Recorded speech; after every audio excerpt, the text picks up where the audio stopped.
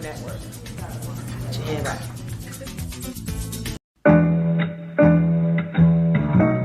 The Female Solution Global Radio TV Show invites you to an invigorating conversation with our team of hosts Monday through Friday, 7 a.m. to 9 a.m. Central Time. Start your week with Monday Morning Mindfulness with Zelda Speaks. Tuesdays, Self-Cell Care with Jody Susan.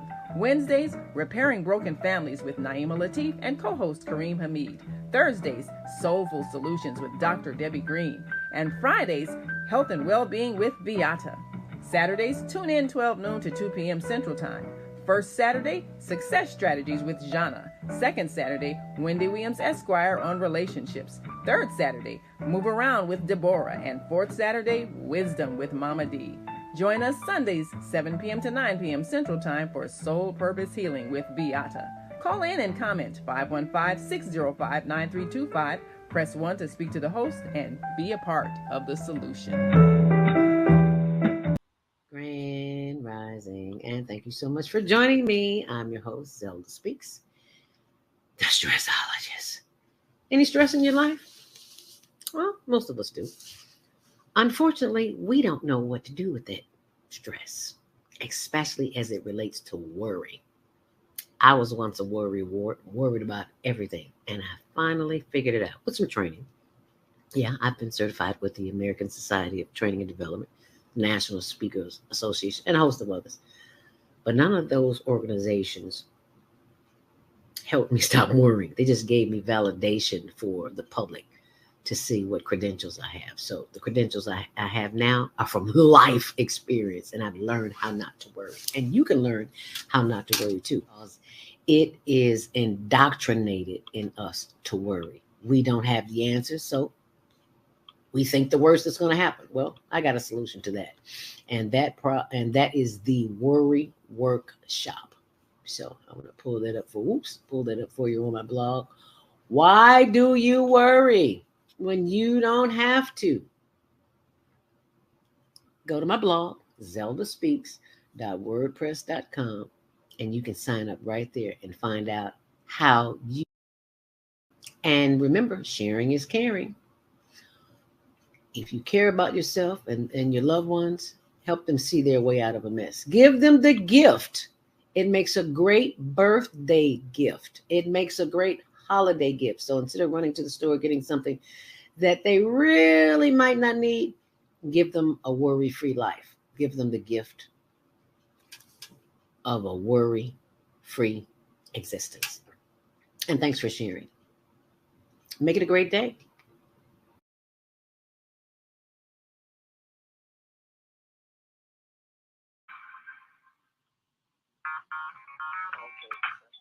Women have the power to transform this world.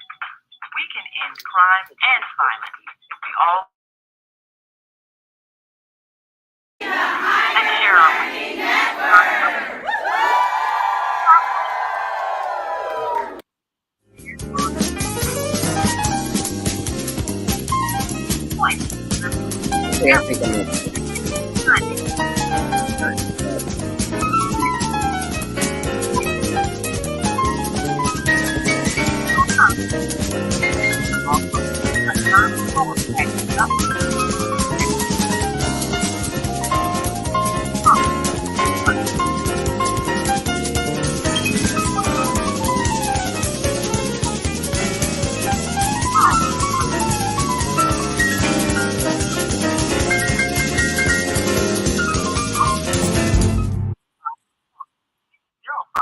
Grand Rising, and thank you so much for joining me. I'm your host, Zelda Speaks, the stressologist. Any stress in your life? Well, most of us do. Unfortunately, we don't know what to do with that stress, especially as it relates to worry. I was once a worried about everything, and I finally figured it out with some training. Yeah, I've been certified with the American Society of Training and Development, National Speakers Association, and a host of others. But none of those organizations helped me stop worrying. They just gave me validation for the public to see what credentials I have. So the credentials I have now are from life experience, and I've learned how not to worry. And you can learn how not to worry too, because It is indoctrinated in us to worry. We don't have the answers, so we think the worst is going to happen. Well, I got a solution to that, and that is the worry workshop. So I'm going to pull that up for you on my blog. Why do you worry when you don't have to? Go to my blog, zeldaspeaks.wordpress.com, and you can sign up right there and find out how you. And remember, sharing is caring. If you care about yourself and your loved ones, help them see their way out of a mess. Give them the gift. It makes a great birthday gift. It makes a great holiday gift. So instead of running to the store getting something that they really might not need, give them a worry-free life. Give them the gift of a worry-free existence. And thanks for sharing. Make it a great day. Are you stressed out?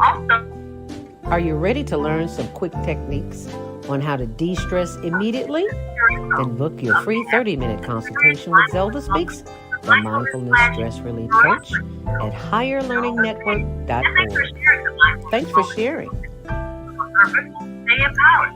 See you next session of Mindfulness on Higher Learning with Zelda Speaks. Speaking of mindfulness, thanks for listening.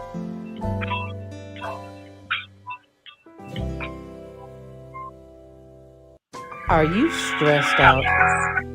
Are you ready to learn some quick techniques on how to de-stress immediately?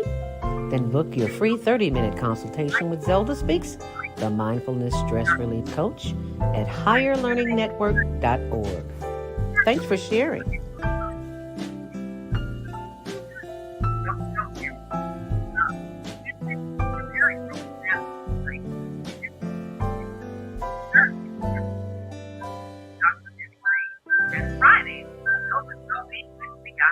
Are you stressed out? Are you ready to learn some quick techniques on how to de-stress immediately? Then book your free 30-minute consultation with Zelda Speaks, the Mindfulness Stress Relief Coach, at higherlearningnetwork.org. Thanks for sharing.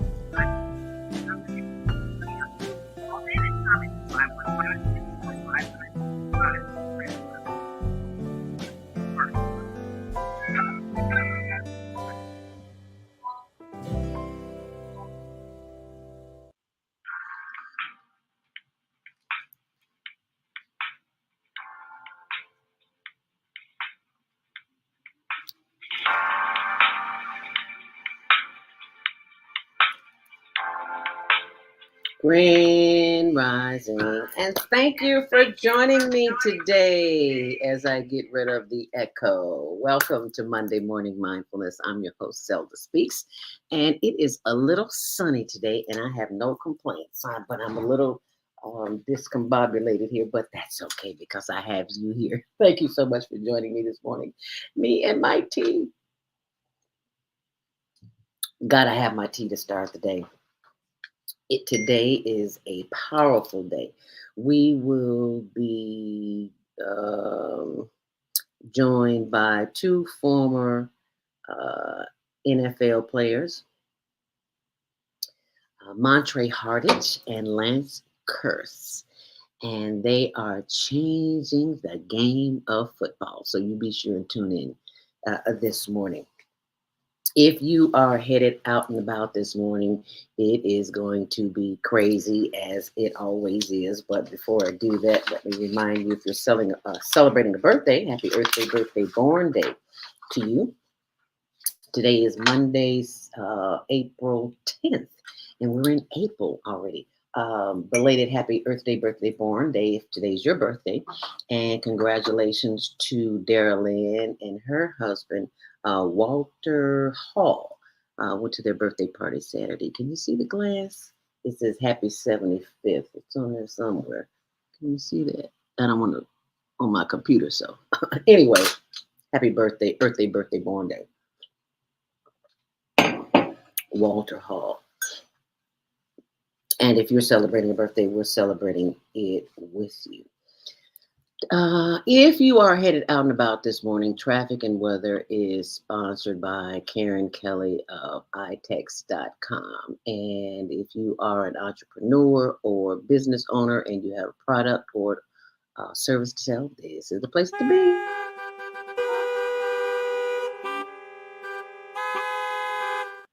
As we take a look at the expressways, it is going to be 70 degrees today and 75 tomorrow. Yay! Expect delays if you are on the Metro this morning. There's a Metro Pacific Northwest line. It's stuck on the tracks. What train gets stuck on the track? Metro does. No reported delays on CTA. Inbound on the Kennedy, it's another story. It's 57 minutes, almost an hour inbound, 30 minutes on the reverse. On the Eaton's inbound, it's 28. 17 at the, 19 on the outbound. Dempster inbound, there's a car accident, so you can expect delays there. On the Eisenhower, it's 46 minutes in, 24 out. On the Stevenson, 29 in and 21 out. Southbound at Cicero between 59th and 63rd, there's a crash, so expect delays if you're headed to the airport. On the Dan Ryan, it's 15 in and 13 out. On the Bishop Ford, 15 and 11. And on DuSable, Lakeshore Drive, it is 11 minutes in and 9 minutes out. And that's your traffic and weather sponsored by Karen Kelly of itex.com. And remember to set those DVRs for Sundays at midnight. Excuse me, that's the old time. Tuesdays at 6, Wednesdays at 1 on Channel 19 to see the Higher Learning Network TV show. And always on our YouTube channel, Higher Learning TV show. And you can call in after the 7:30 hour. That's when our guests will be here. And remember to go to diabeticdonut.com. And it's time for your spiritual thought for the day, taken from Mike House, who says, I surrender to the spiritual me. Monday, April 10th. Sometimes we may forget to pause and breathe. As human beings, we can become so consumed with doing and being in action that we become imbalanced in our living. All the constant doing may lead to feelings of exhaustion. We put stress on ourselves, emotionally, mentally, and physically. And our goals seem to move further away rather than closer to us. Today, I remember that there is a wisdom in me that knows the best way to receive that which I desire. As I let go of working hard, I surrender to spirit. My vibration increases and my desires flow to me with ease. I surrender to the spiritual me. I allow my spiritual me to take lead. I let go of working hard and welcome the ease of well-being. Thank you, wisdom, in me, through me, as me, around me, through the Christ within, and so it is. Get wisdom, get understanding, and turn not aside from the words of my mouth. Do not forsake her, and she will preserve you. Love her, and she will save you. That's Proverbs 4, 5, and 6. And that's your Monday morning mindfulness inspiration from Mike House. And if you would like to be included in that daily, you can text us and we will include you in the information to send to Mike. So you can text Monday Morning Mindfulness to 219-699-2114 for updates. And just thought I would share that with you. Be sure and check out diabeticdonut.com if you are a person who has been cooped up in the house like most of us have been over the last couple of years. Probably ate a little bit too much. Not drinking enough water. Might be pre-diabetic. I was pre-diabetic for 10 years. So I know if I can do it, you can do it. Anybody can do it. So Go to diabeticdonut.com and download that ebook. It's called How I Reversed Type 2 Diabetes. And it is now time for your Monday morning mindfulness meditation. You know what that means? Yeah, get comfortable. Looking at my comments, Suzanne, Susan Essentials. Grand Rising, my sister. Thank you so much for joining me this morning down there in the state of Florida, not Florida, Georgia. Thank you for sending some sun. We got some heat today, so I'm ecstatic about that because we got 75 and 80. That don't happen here in Chicago. So thank you so much, and thank you for joining us. But now it is time for a Monday morning mindfulness meditation, and it's time for us to spend some time with self, because we spend, especially women, we spend so much time helping others, preparing others, and we somehow kind of miss that self-care. So that's what this is self-care. So all we're going to do is open up your chakras this morning. We're simply going to allow you to be in a space of healing, a space and a time that is all yours, where you can spend attention on self and not others. So we're simply going to breathe in to the count of 5 through the nose. And when you breathe in, I want you to feel your chest expand. If you don't feel your chest expand like that, you're not breathing deep enough and you won't get the experience. And it's the experience that I want you to have, because if you're not breathing deep enough, you are not going to feel what we're feeling this morning. So let us prepare ourselves. And when you hear this sound, just know it's a reminder to gather your thoughts back to your breath so you can focus on that. Because, you know, your mind will wander, all the things, your to-do list and all of that. Just put that to the side. This is your time right here, right now. Right, Tony? Right. All right. So you're going to meditate with us this morning. Okay, sit up straight in your chair, feet flat on the floor, nothing in your hands, nothing in your lap. And if you have a high back chair like I do, can't see that there, just I always turn and stretch like that. But anyway, we're just going to start. Inhale deeply.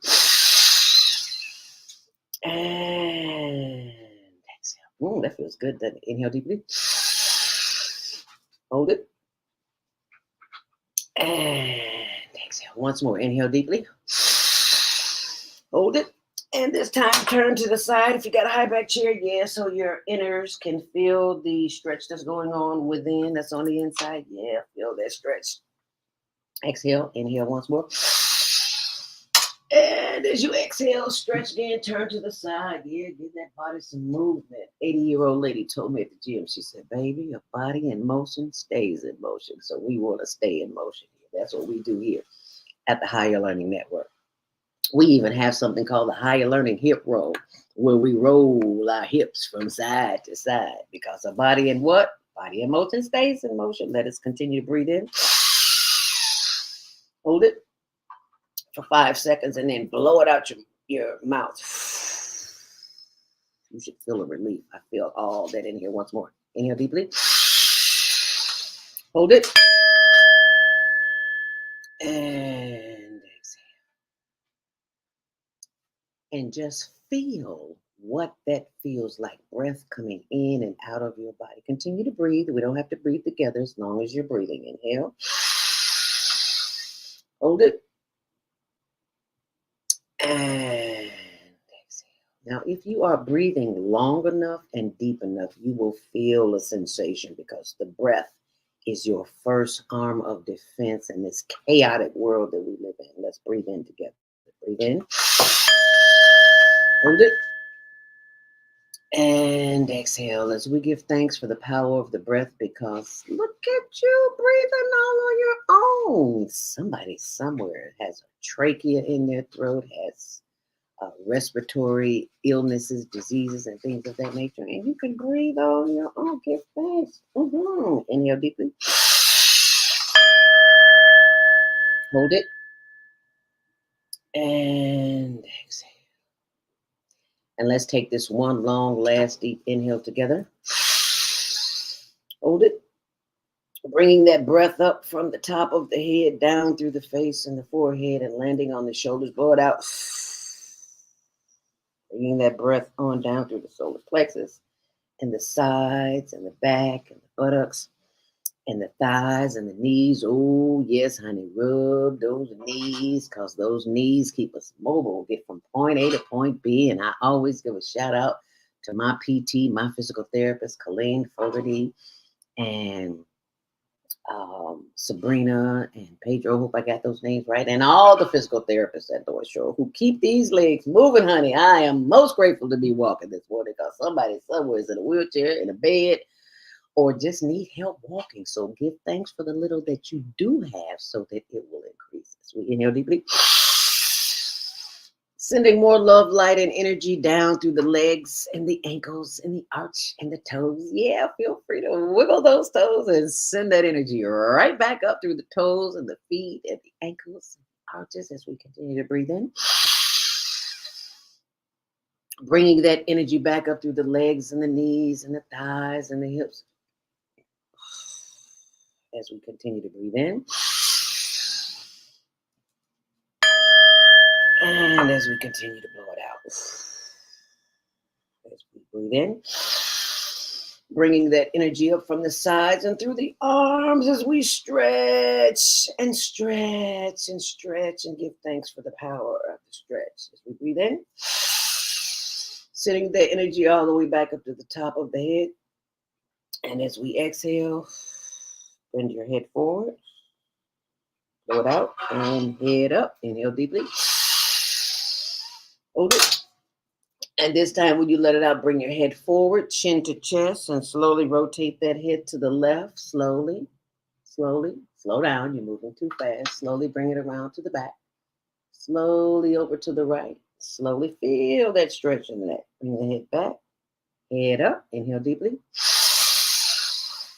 And as you exhale, bring the head back down, chin to chest, and slowly rotate the head to the right.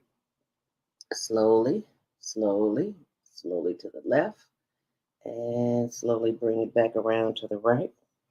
Head up, inhale deeply. And as you exhale, look to the left as far as you possibly can, feeling the stretch in the right side of the neck. And bring the head back center. Inhale deeply.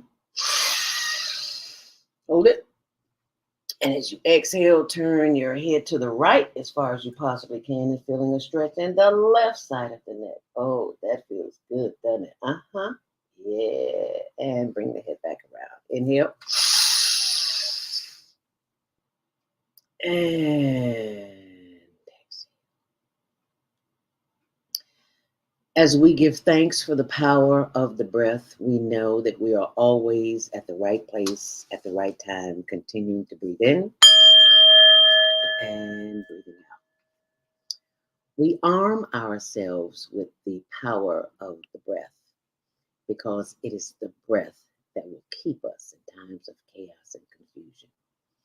We give thanks that we are in an environment that is safe and sound, and we can practice this breathing exercise to prepare ourselves for the day. Simply breathe. You don't have to spend 5 minutes or 10 minutes. You can spend 2 minutes, but you must do deep breathing.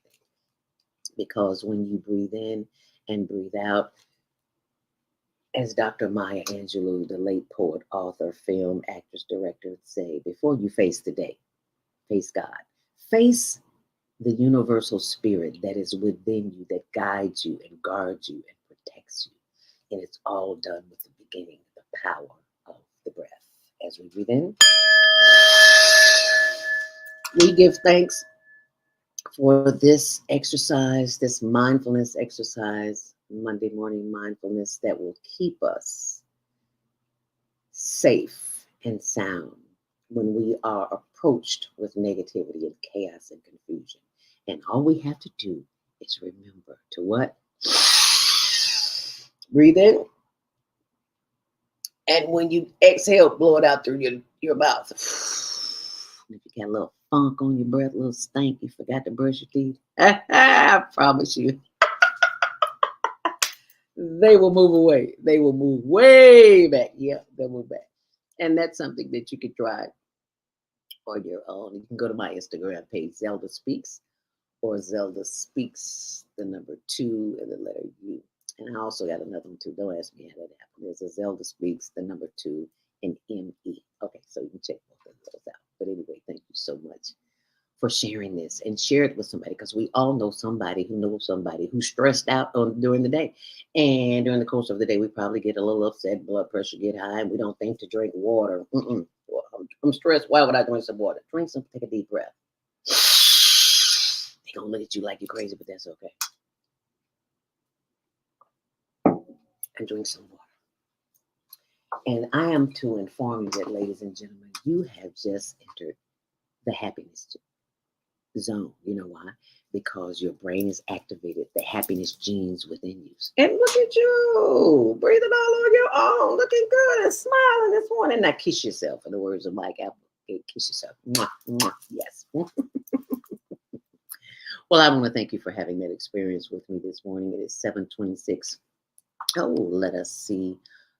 More comments here. You, Susan Essentials, you look lovely. Thank you, my sister. I'm only a reflection of you. And she says, you're welcome. Thank you so much, Jody Susan, who's on Tuesday morning. And Jody is the lady who, my sister from another mister, who introduced me to Montre Hartage and Lance Kearse. And they'll be coming on very shortly after the 7:30 break. Grand Rising, Sister Breathing with you this AM. Yes, Soul Purpose Healing Fiat. If you didn't hear the show last night, every Sunday night at 7 till 9 p.m. Central Standard Time, 8 p.m. Eastern Time. You got to go back and hear the show on transgender, transphobia, and fascism. You got to see, because it gives you insight into all the nonsense, the craziness that's going on in the world. So I had to share that with you. So Grand Rising, and thank you so much for being a part of Monday Morning Mindfulness, where we do our very best to give you that which you need for the show. And coming up shortly, we will be joined by them. And be sure and tune in tomorrow morning for Self-Care with Jody Susan. Now, before I go to break, let me very quickly share with you what's going on with the Homeless Project. And for those of you who don't know, I work with an organization called the Higher Learning Network TV show. Well, I think you know that. I produce that show, which airs Tuesdays at 6, Wednesdays at 1 on Channel 19. And our mission, my little brother, Douglas Robinson, was murdered February 19th, 2017. And all of these people showed up at his funeral, and I was simply overwhelmed. And I have never seen that. I didn't know that there were that many homeless people. And then I come to find out about this, and I was like, oh my goodness. So this is our Instagram page. You see right here, hln.homeless.project. And when you go there, you will see some of the videos of the work that we do here. And thank you for your votes, for choosing us as your charity. So there's lots of information. I'm not going to play it. You can go there and see it yourself. But I just wanted to share that with you. And coming up, it is time for our first break. And we are going to, when we come back, we will have our guest, Montre Hartage and Lance Kearse, former NFL players who are changing the game. So stay close and we'll be right back. The Female Solution Global Radio TV Show invites you to an invigorating conversation with our team of hosts Monday through Friday, 7 a.m. to 9 a.m. Central Time. Start your week with Monday Morning Mindfulness with Zelda Speaks. Tuesdays, Self-Care with Jody Susan. Wednesdays, Repairing Broken Families with Naima Latif and co-host Kareem Hamid. Thursdays, Soulful Solutions with Dr. Debbie Green. And Fridays, Health and Wellbeing with Beata. Saturdays, tune in 12 noon to 2 p.m. Central Time. First Saturday, Success Strategies with Jana. Second Saturday, Wendy Williams Esquire on relationships. Third Saturday, Move Around with Deborah. And fourth Saturday, Wisdom with Mama D. Join us Sundays, 7 p.m. to 9 p.m. Central Time for Soul Purpose Healing with Beata. Call in and comment 515-605-9325. Press 1 to speak to the host and be a part of the solution.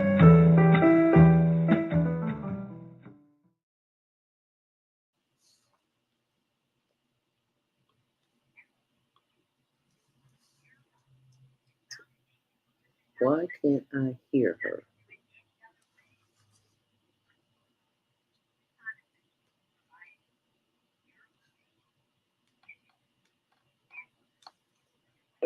Thousand nutritional products, and they are shipped direct to your door. Because Tucson Essentials is certified in plant-based healing, we're committed to offer you the best nutritional supplements on the planet. They're non-GMO and sustainably produced, and we take the guesswork out for you.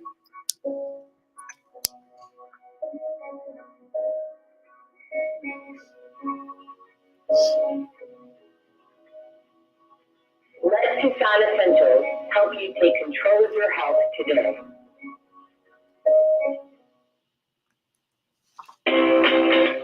We all say we would like to be wealthy, but wealth isn't determined by how much money you have. Wealth is determined by your power to define what money is. The dictionary defines money as something used as a way to pay for goods and services and to pay people for their work. So how would you like to have access to an unlimited source of money? Money that is not taxed by the government. Money that increases as you share the opportunity with others. Money that you can use to pay for goods and services and pay people for their work. I'm talking about Bitcoin. It's the future of independent wealth building. Bitcoin is the new money that you control. Get started building your wealth. Call 312-849-3456. That's 312-849-3456. Are you constantly arguing with your spouse? Are you children with the living right now? Coming your son with evil drugs? Have you been victim of domestic violence? Are you grieving the loss of your wife? Let us help you restore serenity to your life.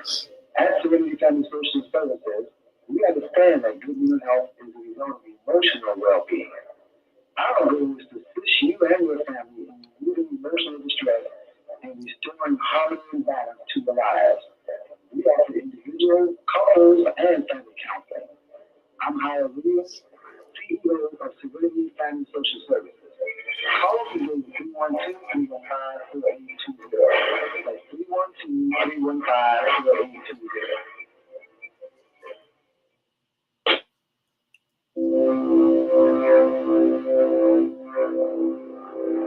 Do you want to live in a world without war? Join our global peace movement. Having culture, world peace, and restoration of life transcend culture, religion, ideology, and other boundaries to achieve peaceful harmony in the global society. HWPL is committed to bringing world peace and cessation of war through peaceful dialogue between religious groups. I am Director Kim of HWPL Chicago branch of North America. Join us for our next gathering. Call 773-580-1501 and be a part of the movement for world peace. Email us at chicagohwpl@gmail.com. Do you have a product or service? Take your business global and get new customers from around the world. Advertise on the Female Solution Radio Show. You may have a great product. You may even have a fantastic website. But how do you let people know you exist? Tell them. Promote your business on one of the most dynamic shows on Blog Talk Radio, The Female Solution. You'll reach an enthusiastic audience of more than 100,000 loyal daily listeners with a specially designed 30-second ad that will drive customers directly to your website. We'll send you statistics as tracked by Blog Talk Radio to let you know the numbers and demographics of those hearing your advertisement. Your ad will run during the live 2-hour morning show from 7 a.m. to 9 a.m. Central Standard Time, and it will be heard all day long by listeners who listen to the archived show. You will reach our worldwide audience on their laptops, iPods, iPads, and cell phones. Watch the orders for your product or service increase. Just go to our website, www.naimalatif.com. That's www.naimalatif.com. Click on the radio advertising page. Send us your words. We'll create a 30-second radio ad and watch your business increase worldwide. Okay, and we are back with the show. Thank you so much for joining us back here on The Female Solution. I'm your host, Zelda Speaks. And welcome back to Monday Morning Mindfulness. We are joined this morning with Montre Hartage and Lance Kearse, two former NFL players who are changing the game of football, and they are live here with us on The Female Solution. Grand Rising, Montre and Lance. Thank you so much for joining us here this morning. How you doing? Good morning. It's a pleasure to be here. It's a pleasure to have you here. Hi, Lance. Thank you for joining us too. And we know that Montre has to leave early, so we're going to get him on here so that he can be on his way. I don't want you late for your meeting and say, and Monday Morning Mindfulness calls it. No, we did not. So let me tell you a little bit about it before he has to go. Montre Hartage, former NFL player with the Miami Dolphins. Yay, Miami! Wish I was there with you. And the New York Giants. And he's right here from Chicago, Northwestern University. How about that? And sickle cell trait. Now, I got to talk to you all about that because both of you all mentioned that in your bios, and I'm a sickle cell, and I never think about it. So, yeah, we got to talk about that. And he's from Cordell, Georgia. Is that right, Montre? That's correct.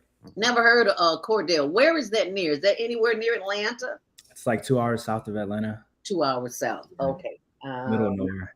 Not that I would know any difference, but yeah, I get the gist. And Lance, former Spanish pro basketball player, b-ball. I did not know that. Okay. Business management degree. All right, now that's what I'm talking about. Sickle cell trait survivor, and from Fort Myers, Florida. Mm-hmm. Please welcome them to the show today. Montre Hartage and Lance Kearse. They are changing the game of the NFL.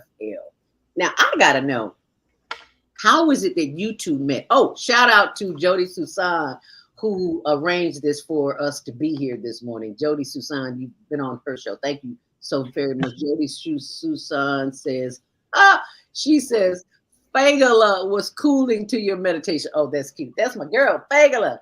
And hi, Montre and Lance. Good morning, gents. Thank you so much for joining us here this morning. Okay, so tell us how did you guys meet each other? Yeah, it was it was in 2020 during the pandemic, and basically learned about this market down in Coconut Grove, organic vegan market, and just really shopping around and came across some sea moss. And initially I had heard of it, but wasn't really didn't know too much about it. And then, met Lance, and we kind of just had a click initially. Found out that, at the market? Correct. Oh, so wow. he was a vendor at the market. Oh. And he had his whole setup going, and he was, basically kind of just, providing information for everyone in terms of nutrition, health, sea moss. And, for me, trying to learn about it because I'm more of a health enthusiast myself. And going back to New York, I was with New York at the time. I'm trying to find different ways so I can hack my environment during the winters and etc. So we start, talking and realizing that we had a lot of things in common. We both played professionally, both had sickle cell trait, and just talking about our experiences with the sickle cell trait, and then how we're able to use things that are more conducive towards our health, such as, eating the right things, cutting back on the processed sugars and etc. And then from then on, we kind of just created a brotherhood, stayed in contact. I would buy sea moss from him. and then visit during my off seasons. And then whenever I came back during the summers, kind of just had an opportunity to really build a relationship. And then from then on, it would just remain super organic. And then we started doing business. Okay, now I gotta ask about this sickle cell trait because Yep. both of you mentioned that in your bio. I forgot I even had no, I don't have sickle cell. I forgot I had the trait. Why is that so important? Because I know both of you mentioned that in your bio. So why is that important? Personally, for me, and a lot of athletes that I've seen in my proximity of playing ball and even basketball players.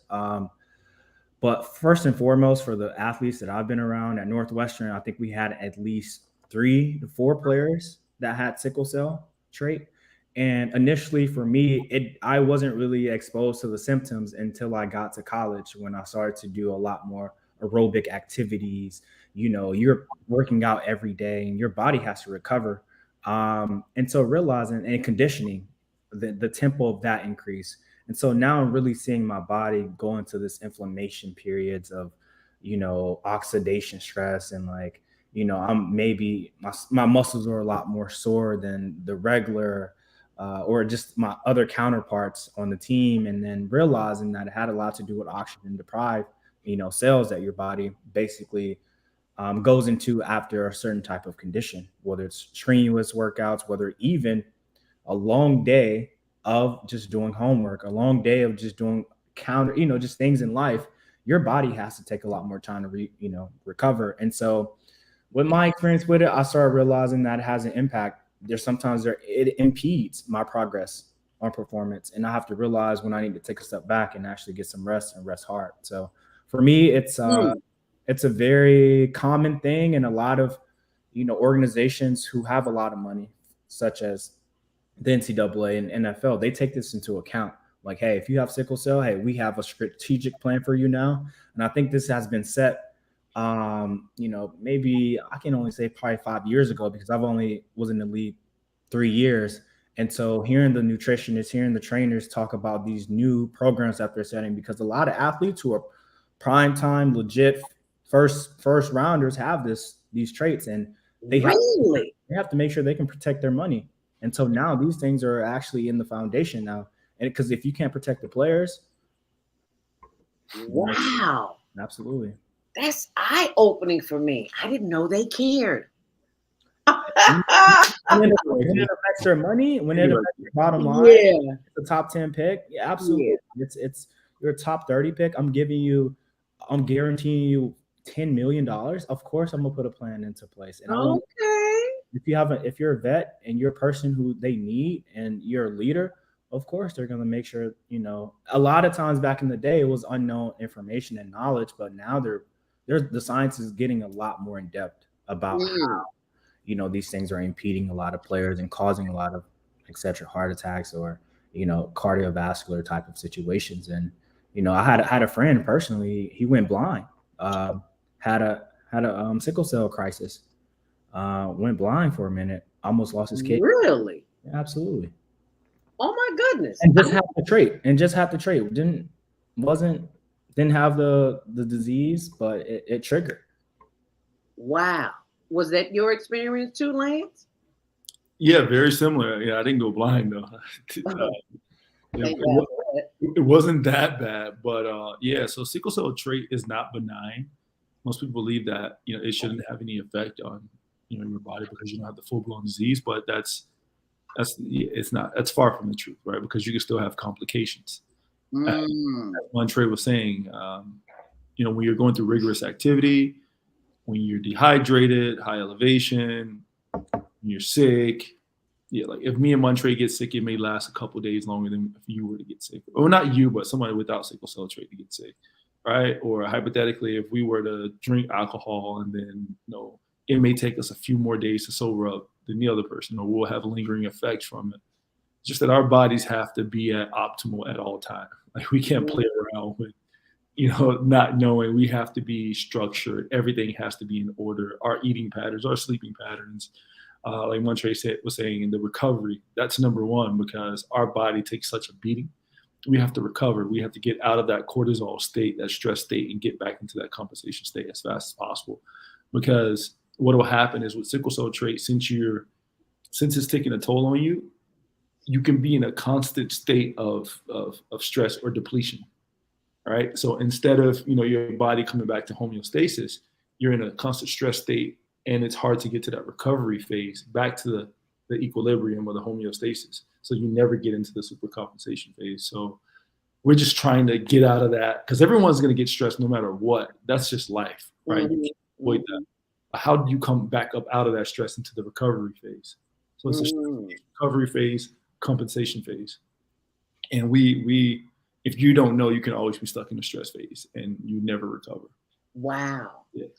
I never heard anybody say that you can stay stuck in the stress phase. And a lot of people are walking around stuck in the stress. Wow. I never thought about it. Chronic stress is, I don't care if you're eating the best diet, I don't care if you have the best mindset. Yeah, you're going to, if you don't learn how to control your stress, even with the right mindset and with the diets, just putting all those pieces together, then you're gonna get sick. I don't care what it is. You're gonna develop some type of something. So how is it that, what role, I should say, does the sea moss play in this? And how did this, well, I know you met at the market, but what brought you all together to say, well, there's some hot things going on here and there's some hot things going on. How did you choose sea moss? Sea moss it was I'm Jamaican. It's from Jamaica. I have my Jamaican shirt on today. All right now, you Irie man. Yeah. So I'm trying to get there. I'm supposed to go there for my 65th birthday with my girlfriend, but she was sick, and they were like, I'm not going to be bothered with this shot and all of this. So I never did it. So you as close as I get to it right about now. Yeah, you guys missed out. Yeah. But sea moss is one of those staple herbs that you drink and consume in Jamaica. I didn't grow up in Jamaica, but I grew up around a bunch of Jamaicans, so I was exposed to it at a young age. After I stopped playing basketball in Spain, I started getting deeper back into it, and then I started providing it. Pandemic comes around, and then that's the hottest thing in the world. So I happened to jump in just before the pandemic. Really now? Yeah, before the pandemic. So when the pandemic came around, it was popping, and I was like, wow, like what is going on? Like overnight, it was like an overnight sensation. But for me, for most people, but for me, it was for a while, because I've known about it, I've seen it. All right. And then, we were like, okay, let's do something. Let's provide this to everybody, put it in a simple, easy, like an easy herbal. We see the name, put in a simple, easy way to consume it, make it easy. We're the only ones to provide 6 grams of sea moss per serving in a drinkable form. We have the most, I think we perfected the way of consuming it to the degree that no one has. This is cutting edge. We're ahead of everyone in this race. We're just trying to explain to people how easy and applicable it is to life. Because, when you have the gel, a lot of people, they're having to put it in the fridge and then expire. But when you put it in a powder form, it doesn't expire as quick. It lasts a bit longer. So if you were to go through an apocalypse, you want to powder everything down, dehydrate a bunch of stuff. So this would be the best food for an apocalypse. Absolute best food. I am so glad you said that, because I never knew until I went to your site, which is easyherbal.com. And I'm going to post that up there in a minute, but I want people to see this. Sea moss, you need 5 reasons why you need sea moss in your diet. Number 1, high in natural collagen, skin, hair, and nail support. And with all the nails going around and so many issues in our community, I'm so glad to hear that, because I didn't know that. I knew about the minerals and the vitamins and all the other things, but I didn't know about this. But I have to ask this question. I did not know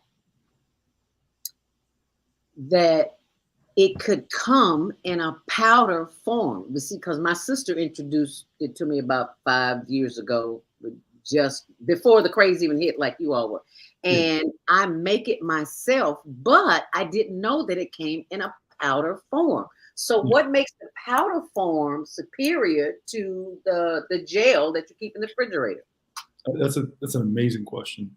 So the way science work, it's you have a liquid, a gas, a solid, right? So almost everything can go in those three forms: liquid, gas, solid. The solid sea moss, you could soak it to put it into a liquid form. So you take the solid, gel, liquid. But what you can also do is take it in its dehydrated state, the solid state, and just powder it down. You put it through a pulverizer and you grind it down, and it becomes a fine powder. That's it. So it is the exact same thing as the gel, but just in a powder form. So when you change the form, now it doesn't have moisture to it. Whenever you add moisture to something, it starts to get old faster. Right? It starts to increase. It accelerates the particle, so it decays quicker. In a powdered dried state, because sea moss is already dry, that can last forever. So it's superior because it's convenient. It's a flavored powder as well, because a lot of people don't like the taste of sea moss. Yeah, buddy, because it has no taste. It does. And so I was excited when I said, "Oh, purple lemonade! Oh yeah, everybody likes lemonade." Yeah. I love that. It's extremely potent. It hits your blood just as fast as the gel. Actually, probably faster. Is it because it's pulverized? Yeah, because it's pulverized in that fine state. It says you launch healthy way to hydrate. So can you hydrate just by putting it in water? Yes, ma'am. So if you were stranded on an island somewhere and shake it up. Yep. Mix it up. So if you were stranded on an island or anywhere at the airport, you couldn't get any food, you could take this and survive a day. Absolutely. A lot longer than a day. Yeah. The Irish survived the potato famine on sea moss. Yeah, so a lot longer than a day. You're gonna have a lot of amino acids for the protein, a lot of minerals for hydration, electrolytes, whatnot. So you can last a lot long. People fast for weeks on sea moss. Yeah, I think the biggest component that's not talked about with sea moss is the magnesium that's in that. The magnesium in terms of how it basically how it plays a huge role with the cortisol levels that we were talking about, and how magnesium relaxes the nervous system. And you talk about like how that helps with cramps, whether it's muscle cramps, whether it's a woman who is PMSing, etc. All these different things, because of this magnesium that's in it, it provides the body to get back to a homeostasis. And this is why, sea moss for me and Lance was a no-brainer, because we saw our bodies really have an impact. And with this powder, I believe that it's more bioavailable just because it hits the bloodstream faster. And it doesn't have a lot of water molecules that your body has to break down, because it's not going through a different type of conversion in terms of going from a solid to a liquid. It just stays in its organic form, and we just chop it up down to the particles where your body can just basically absorb it super easy. So. Oh my goodness, this is such a learning experience. I love this. See, because when I heard you on Jody's show, and then I went back and I don't know why it just never occurred to me that it would be in a powder form. And I'm looking at the site and I was like, this is powder. Okay, so what is this? So I had to get, because I never knew it came in a powder form. So you live and you learn. So thank you for that. What significance? I see the candles there. What significance does that have? The candle? Yeah. It's just to provide light for the setting. Oh, okay. And okay, and this is the website ezherbal.com, correct? Yes, that's correct. Now, you said something very important about the stress, because stress is killing all of us. And I knew, because I had a trainer back in the day, and he always said, be sure and get you get as much magnesium in your body as you possibly can. I'm like, what do you know? And, the uninformed consciousness saying, what do you know? It's like, he's a trainer, duh. But I noticed a shift in the way I felt. And it's like you feel these things. Sometimes you feel them and sometimes you don't. But the body will respond differently when you have the kind of nutrition in your body to help you to continue being a healthy person. And most of us are not. Well, I shouldn't say most of us. Many of us are not on that journey. So how does one become accustomed to taking herbal supplements they never even heard of before? How does that work? What do you suggest? Well, from just so the thing is all of life is based on psychology, right? It's how do you understand your way of living? You know, if you don't understand that food causes disease, stress causes disease, the lack of exercise causes disease, the lack of sleep causes disease, not getting enough water causes disease, right? If you don't understand that, you know, how the human body works, well, then it's going to be hard to, you know, get people to understand. CMOS is part of that diet piece that causes disease. So this is something that's extremely high and extremely potent to complement your body for it to do its thing, right? Because once you affect one part of that equation, which I call it, you know, the 7 natural doctors, once you affect one part of that equation, the rest of them take effect to some degree, right? So if I master my diet, well, maybe my mind changes, so my stress changes because the gut controls 95% of serotonin. So CMOS has properties that are going to help, you know, get rid of a lot of that inflammation in the gut. So now my mind will start acting different because the body and the mind is connected. So everything is all connected. So we live in an era now where, you know, people are afraid to take mango off a tree because it needs to have scientific backing and if it's safe to eat, right? But when your grandmother or your mother was living, right, that's all they ate was stuff outside. They didn't have to go to a farm. They went to someone else's yard and grew whatever, and they ate it.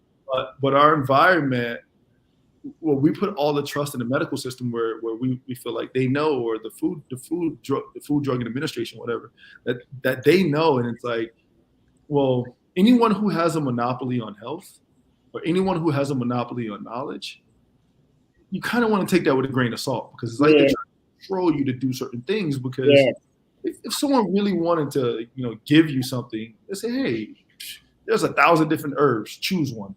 Right. There's 100 million different herbs, choose one. You know, we're basically providing one of the most powerful herbs since 2020 in the whole U.S. or in the whole world. Black man doing it. That's what I'm talking about. It's brothers doing it. I have learned. I'm sorry to cut you off. I'm just so. No, you're good. You're good. Now cut me off whenever you want. Because brothers have been dogs since day one. And now the word is out. Montre, I know you got about a minute or so because you got a meeting you got to go to. Give us your final word. But I just had to say that before you left because I wanted you to know how excited I am that you're doing this. Go ahead, Montre.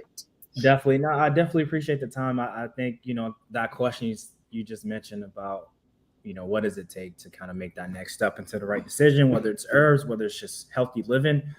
I think whatever you do, you have to become a philosopher of it. You have to study it, you have to believe it, you have to consume it, and you have to become it. And, you know, all these different things we talk about, you know, has to start with routine. I believe successful people are biased people. You know, they have standards. You know, if there's a way that how we had to become to be professionals, we had a biased way of looking at life. Hey, this is what we need to do. This is how it needs to be done. And these are the people in the support system that we need in order to go into the weight room, in order to go in our classroom, in order to go into a facility or an arena and actually compete and be great. And so having this strategic mindset in terms of how to implement a certain process or a service, you need biases. You go into organizations, there's a culture, there's a model, what we stand on. And a lot of people have to get back to the foundation and try to figure out what they're philosophers of. So you can create that in your household. Like, you know, you go to a certain household, you can tell the energy. There's a certain foundation. There's a certain way to live there. There are certain rules. There's certain social norms when you go to different countries. There's a certain way of doing things, and that's a bias. And it's not necessarily negative. It's just a way of living. If it suits you and is very conducive towards your living and it provides you with the amazing well-being, becoming more spiritual, becoming more connected with earth, becoming more in tune with honing in on your skills, that's the way you should go.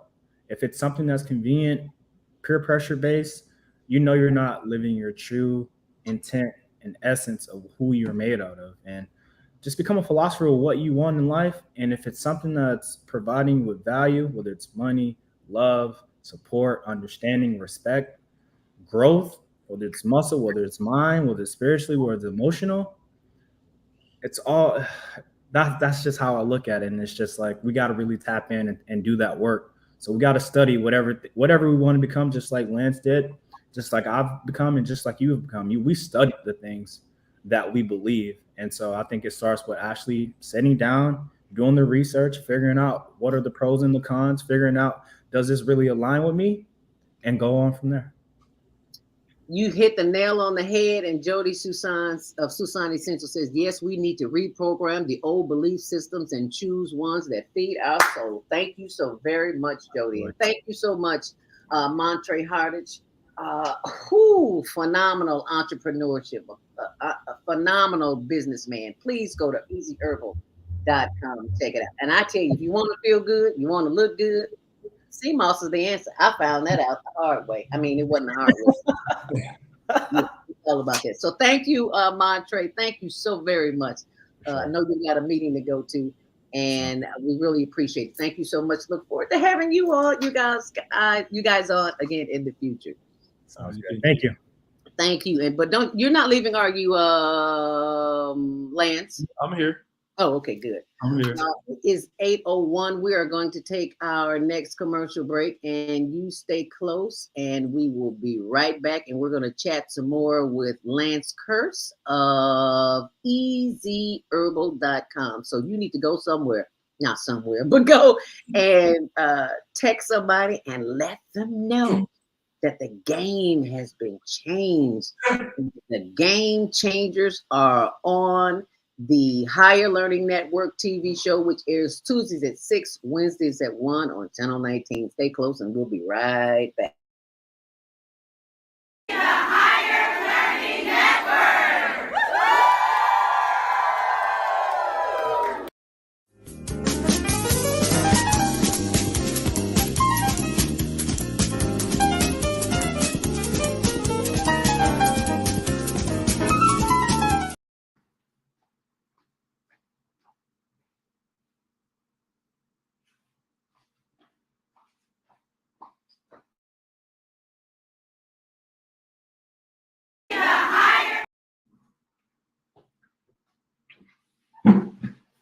I'm here. Are you stressed out? Are you crazy just happened? Why are not my promos not playing? The Female Solution Global Radio TV show invites you to an invigorating conversation with our team of hosts Monday through Friday, 7 a.m. to 9 a.m. Central Time. Start your week with Monday Morning Mindfulness with Zelda Speaks. Tuesdays, Self-Cell Care with Jody Susan. Wednesdays, Repairing Broken Families with Naima Latif and co-host Kareem Hamid. Thursdays, Soulful Solutions with Dr. Debbie Green. And Fridays, Health and Wellbeing with Beata. Saturdays, tune in 12 noon to 2 p.m. Central Time. First Saturday, Success Strategies with Jana. Second Saturday, Wendy Williams Esquire on relationships. Third Saturday, Move Around with Deborah. And fourth Saturday, Wisdom with Mama D. Join us Sundays, 7 p.m. to 9 p.m. Central Time for Soul Purpose Healing with Beata. Call in and comment 515-605-9325. Press 1 to speak to the host and be a part of the solution. Are you stressed out? Are you ready to? Are you stressed out? Are you ready to learn some quick techniques on how to de-stress immediately? Then book your free 30-minute consultation with Zelda Speaks, the Mindfulness Stress Relief Coach, at higherlearningnetwork.org. Thanks for sharing.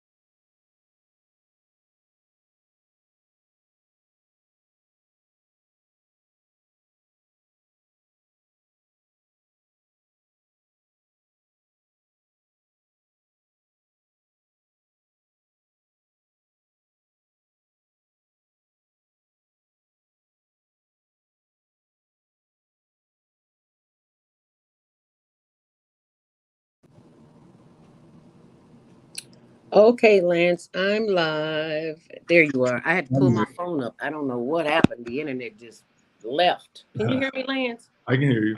Okay, I don't know. I have no idea. I guess I got too happy. Somebody ain't too happy about these brothers bringing some light to the world. That's all I can say. Naima said, "Girl, use your cell phone." I was like, "Oh, what was I thinking?" Anyway, where were we before we were so rudely interrupted? Lance, while there are tech issues, please share about your product. Oh, that's what she was saying. Yeah, well, you may as well. You got the floor. Take it away, Lance. Oh yeah, yeah. So our product, Easy Herbal, it's the first of its kind. It's a powdered flavored sea moss. It's it's it's flying off the shelves right now. We have to re-up pretty soon. Um, we've had fun with this one. We've taken something that everyone loves now. It's a house. Sea moss is a household herb that everyone loves, just like a matcha or a green tea or something like that. It's the same thing now on the same level. Tastes good, tastes great. It's majority. It's like 85% sea moss. It's amazing. I'm just happy. I'm happy that we created something that's so popular. So it's 85%, 85% sea moss. What's the other 15%? Monk fruit and lemon flavor. Say that again. Monk. Do you know what monk fruit is? Yes, Jody hit me to Yeah. monk fruit. Went out to her house in Grays Lake, Palatine. I think it was Palatine. Yeah. And she said, "Girl, go get you some monk fruit. You don't have to eat." I'm like, "Monk fruit? Go to Costco." That's where I was like, "Oh, okay." I'm sorry, I digress. Go ahead. So we have sea moss, monk fruit, lemon flavor, and that monk fruit is for that sweetener, because we live in an age of where people want sweetness. So Yes. it is what it is. We didn't put we didn't put any much flavor in it. So if you want, you can add more flavor, more lemon or lime to it. You can squeeze it just like regular sea moss. But it's an alkaline product, right? Because alkaline is above 7.25 or 3.5. It's far above that. Okay, now for people who don't have a clue, explain what alkaline means to the body. Yeah. So everything is theory, and the theory goes that disease can't live in an acidic environment, in an oxygenated environment. It can only thrive in an acidic environment. So the blood pH is 7.25 or 7.35. Anything below that, it's an acidic environment. Anything above it is an oxygenated environment. So basically getting your body the highest quality of food, so your body doesn't have to do work to get you back to that homeostasis. And I've also heard that if you take lemon, if you don't have alkaline water, because not everybody can afford to have an alkaline machine or have alkaline or purchase alkaline water, that if you sprinkle, if you cut a lemon in half and squeeze that lemon in the water first thing in the morning, that makes it alkaline. Yeah. So lemon is an alkaline. Oh well, lime. Typically, lime is more alkaline than lemon. But yeah, you can put that any of those things. But keep in mind, it's what type of water is it? If it's tap water from, if you're in Flint, Michigan, I don't think you can put anything in there. Right? So you have to be considerate. Typically you want some spring water, or let's say if you were to boil some water or whatnot, boil it down, sterilize it, or if you put water in a glass jar and leave it outside for about 6 hours, it'll purify it as well, because the sun does that as well. So I'm so glad you said that. Sit the water outside in the sun for how many hours? they say about 6 hours. Typically in the middle of the summer, 6 hours, it'll sterilize it. It'll clean that water up. That's what my aunt Edna used to do. See, a lot of people don't know this, but I picked cotton back in the day. I know. Where are you from? I'm born in Chicago, but when I was 9, my mom passed, and I was sent south to live with an aunt who was a sharecropper. Yep. And in order for you to eat, you had to chop some cotton. Yep. So I know everybody think Michael Jackson originated the glove, but honey, I originated the glove. But my hands were so bruised, I would not wear. I would wear gloves.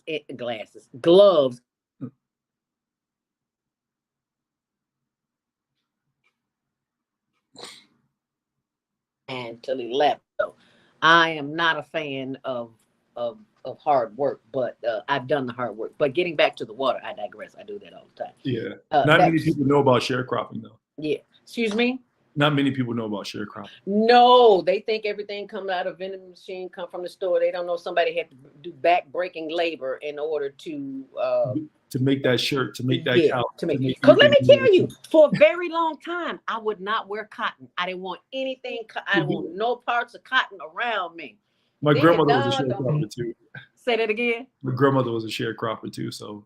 So your grandma, no, baby, is sitting that pot of water outside all day. We were just fine. We had no health problems, none. Do you hear me? Yeah. So the fact that you have come along, I've been watching these YouTube videos, and it talks about how people of Afro anything are not recognized. I've been watching the video called Afro Argentinians, how they are not in Argentina and Nicaragua, how they are not acknowledged, and they talk about sharecropping back in their days. And I was like, wow, Argentinians did sharecropping too. Everybody, if you were this color, you did some kind of slave labor. Do you know about slavery in Argentina? From YouTube, that's all I know. They killed the majority of their slaves after the abolishment of slavery. That's what the lady said. Yeah. I was like, oh, 99% of them they killed. I was like, oh my goodness, no, I didn't. Oh, I got it back up here. So yeah. Now I can cut this off. I can cut my phone off because it's about to blow up. There we go. There you go. We are back. Oh Lord, this phone is hot as the day is long. Why is it so hot? Okay, I'm out of it. That's all that matters. But you said the Argentinians were killing their slaves. I had no idea. I should have known.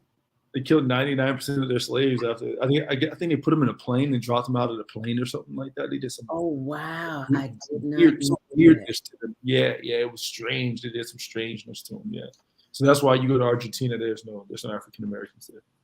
No African South Americans. Whatever you want to call it. Deborah Smith says, blessings. When setting the water outside, should it be in a clear glass container only?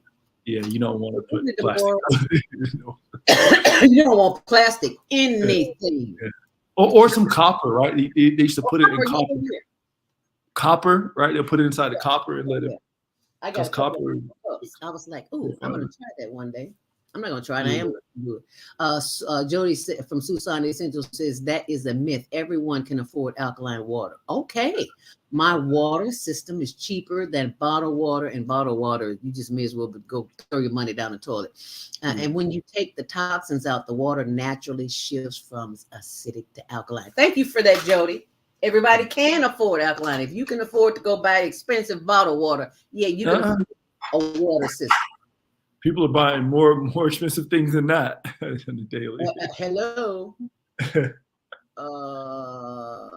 Jody says, glad you're back. Yeah, we're glad to be back too. I don't know what that was about. I guess I gave the brothers too much praise, and they didn't want to hear that this early in the morning. They didn't want to be bothered with that. But they're going to be bothered with it because it is imperative that we know that we have this kind of information, because not everybody know. They know all about the stuff that come out in the little plastic tubes that you squirt it out and eat. We know about all the junk food. We need to know about EZHerbal.com. And now that I've got the internet back up, I'm going to let you talk about it a little bit more while I pull it back up. Yeah. So Easy Herbal is one of those products that I wanted to create for myself when I played sports, because I needed something. I almost lost my kidneys twice, right? I was playing college basketball. Yeah, I was playing college basketball and mineral deficient. I wasn't sleeping at night. I wasn't drinking at that time, right? I had never drank up until like a mineral deficiency. Yeah, mineral deficiency can cause you to have sleepless nights. Of course. Wow, I did not know that.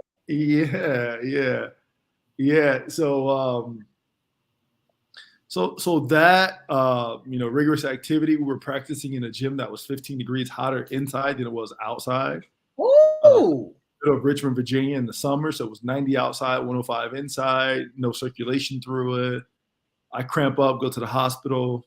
high muscle breakdown levels. I went through a period of rhabdomyolysis. That's what they call it. It's a rapid muscle breakdown. So my kidneys couldn't filter out that breakdown of muscle. And I needed something. I needed something that was going to allow me to play. I needed something. And I wish I had it at the time. It wasn't there. So basically I'm creating everything that I wish I would have had. Not saying that everyone has sickle cell trait, but everyone does become mineral deficient. People do become dehydrated. People do, have certain things wrong with them, where if that's wrong with me as a person with sickle cell trait, it's exacerbated to like a level 10 if it's supposed to be a level 3, right? So basically, I'm taking everyone's issues because I have those issues too, but they just appear much worse in me, right? So I'm taking everyone's issues and trying to solve it one by one. Wow. Yeah. I had no idea. So you are a living, walking, talking testimony of what sea moss can do for you. Because it still amazes me 2, 3, 4, 5 years later. People still don't know what sea moss is like. Huh? What's that? What am I gonna do with that? Is it gonna help my skin? Yeah, it helps every part of your face, your teeth, your feet, everything. It's like you can bathe in. I do mask. I do mask sometimes. Mm-hmm. Because there's this whole thing about, the skin and the collagen and elasticity. Can you explain that? Yeah. So if you've never heard this phrase, but the skin is a mouth, right? We think that we only consume things through our mouth, but we also consume through our skin. Right? So it is a mouth, right? So anything that you can put in your body, anything you put on top of your body should be able to put in your body. I never looked at it. Anything you put on top of your body, you should be able to put in your body. So those commercial lotions that we've been using, if you can't eat it, you can't taste it, you should not be, because the skin is the biggest organ of the body. Yep, the skin is a mouth. And can you believe we used to put Crisco and Vaseline on our bodies? We were shining. You see us on Easter Sunday, we shining all the way up to the pulpit. You can see us coming at the back door.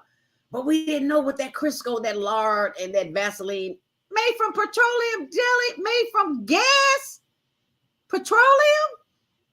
And there are people who still use that today, and you can't tell them any different.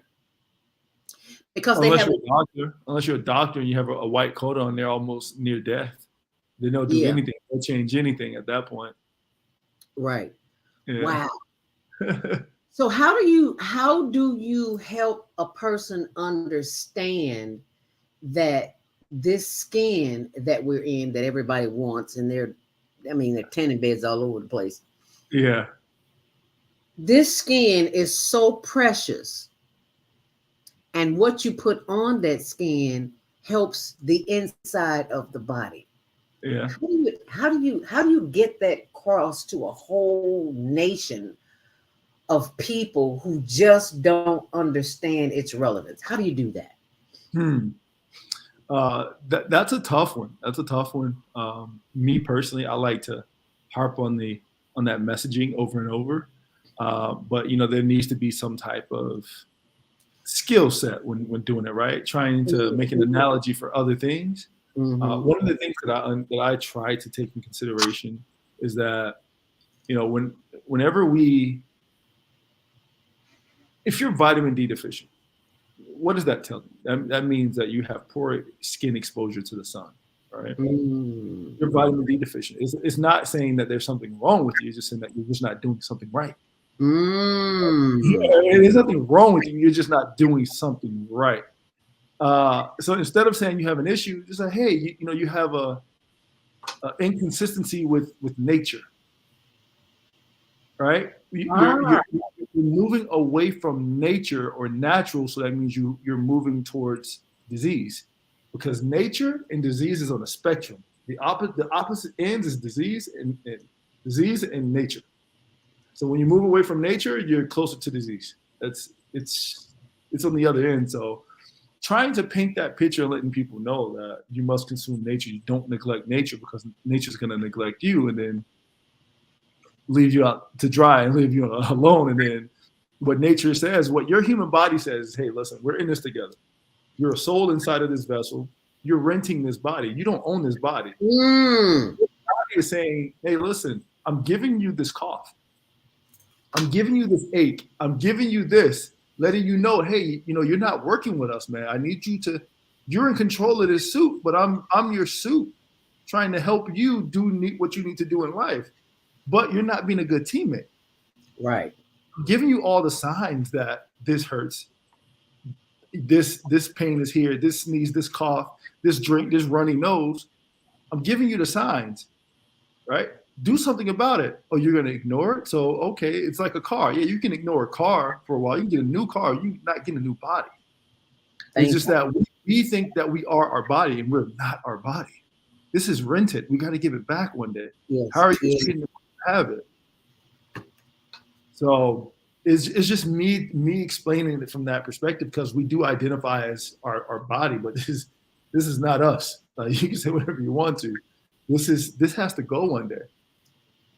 And this body has lights on the car telling you, hey, you gotta change this. This is going low.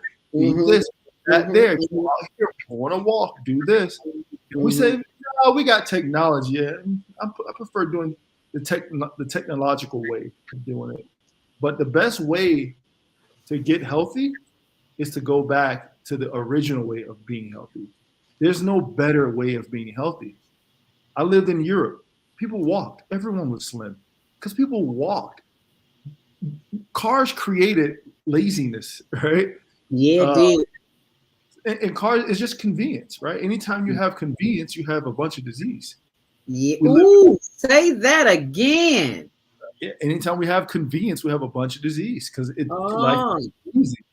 When the remote control was developed, then now, you can just press it instead of having to walk to the TV. Or when the elevators are created, now you don't walk up the stairs, you take the elevator. So where you would have just spent a couple calories doing that, well, now you got to go to a gym to do those calories. But a gym, even though I work out, a gym isn't a natural place to be in. That's not natural. That's not a natural way of going on an elliptical is not natural. A stair climber is not natural. Why would you go in the sun? Why would you take the elevator in your apartment but go to the gym and get on the stair climber? Why you put my business out in the street, Lance?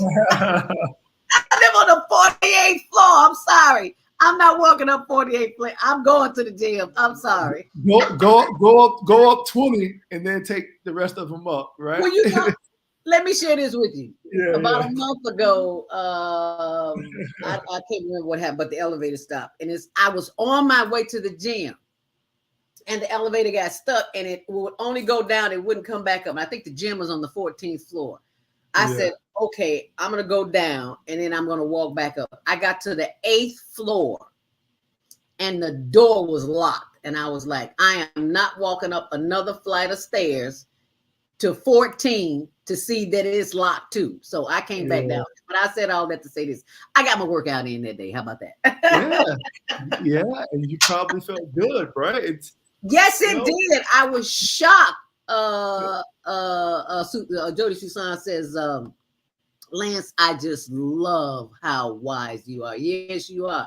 He got that Jamaican flavor, man. He got that Mother Earth flowing. He got his mom and dad flowing through him from the island of Jamaica. That's why.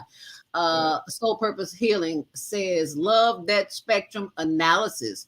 On one end is nature, and the other end we could call NDD, nature deficit disorder or dis-ease. Yes. We spent too much time in. I learned that from going to CBI in Florida. Yeah.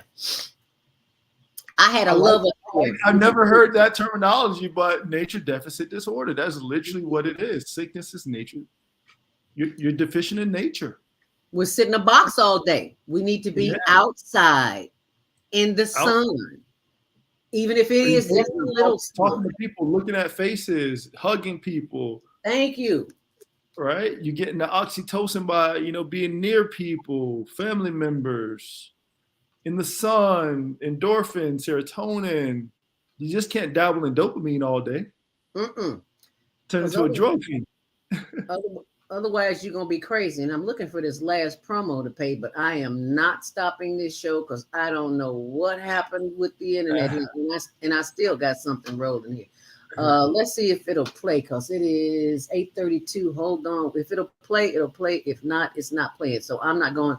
Naima, I am not going to commercial break. So I don't want to have that problem again. I don't know what happened, but I'm going to leave it as it is. Sorry, I got okay, that's Naima. Anyway, yeah, that's one of the reasons why last March or March before last, I think it was, we went to see Viata in I can't remember the name of the city in Florida. Viata, help me out here. Anyway, that morning we went to do our walk, and because I'm in this walking, I've had issues with my body, so it's like I gotta walk every day. It's not, I don't care where I am, I'm going somewhere and walk. So we're walking down the street, and there are just trees everywhere, and it's like the trees were talking to me. It's like, come this way, because they went that way and I went this way. And it's like I'm following these trees. It's like this energy from the trees, and I didn't know. Coming back and did my research on trees, I didn't know that the tree roots go twice as far in the ground as they do above the ground. I am learning so much about trees and getting rid of my NDD, my nature deficit disorder, because we wake up in a box, we go in another box, we go get in our car, we go get on the bus, we go to a job or school, and we're in another box all day, and the sun is shining outside and we're sitting inside all day. And you wonder why you have a headache, you wonder why you have a stomach, you wonder why all these things are wrong with you, because you have no nature in you. You have no sun. People laugh at me when I say, when I come in the house, I put my feet in dirt, because I need to shake off all of that nonsense that was out there in the world to come home and be safe and be silent and feel good. There she is. Altamont Springs, Florida. I just fell in love with it. I wanted to move down there. My husband was like, we're not moving to Florida there. I was like, okay, you say something, I'm gonna find my way back. You wake up and I'm gone, just know I'm on my way to Florida. Love neighborhoods with older trees. Yes, we do. Baba Kwame Sunhorse created NDD. Kwame Sunhorse created NDD, nature deficit disorder. Never heard of it, but that's what it is. It's nature deficit disorder. Yeah, that's why we do the breathing exercise this morning. And I forgot to see if we had calls. I'm so caught up in the conversation. 515-605-9325. Press 1 to speak if you want to. We've got about 25 minutes here on the Female Solution. And for those who are listening on our social media place, type in what city that you're watching us from before you go to easyherbal.com. I am simply fascinated by the fact that this is, you know how you see, well, you're not a senior, so you may not see that. Seniors have a pill box every day of the week. And in that pill box, each container has about 3, 4, 5, 6, 7, 8, 9, 10 pills. I had a girlfriend just passed. She was on 8 pills, and one of them was for congestive heart failure. And it's like, I've been knowing you for 60 plus years, and I didn't know if you wasn't sick, I'd beat you in the bed, because I'm supposed to know that I'm your bestie, right? I digress. I say that, but all those pills, if I'm not saying don't take the pills. See you in the Grand Rising. See you in the cornfield. Who said that? That's that's Jody from my new home in the forest, Marietta, Georgia. Viata showed us her new home, and I can't wait to get down there because it is huge. It's like we can have somewhere to sleep. We can sleep on the floor. We can sleep in the bathroom. We can sleep on the back porch. We can sleep under a tree. It is huge. So I'm looking forward to that. I digress. What was I talking about, Lance? Pills. Your friend was on pills. She died on the pills. 7 days a week, you got to take so many pills. You can wean the medical profession will never tell you this, to wean yourself off of them, but you can't. I don't take anything anymore. I was a diabetic, and remember to go to diabeticdonut.com. There's a free download there on how I reverse type 2 diabetes. And I did that with sea moss. And I did that with my detox drink, apple beet, cucumber, lemon, ginger, kale. It's all free. The recipe is right there. So go to diabeticdonut.com. You do not have to have disease in your body. Dr. Sebi said it. Mucus is the only disease. All the other stuff is just a side effect. Yeah.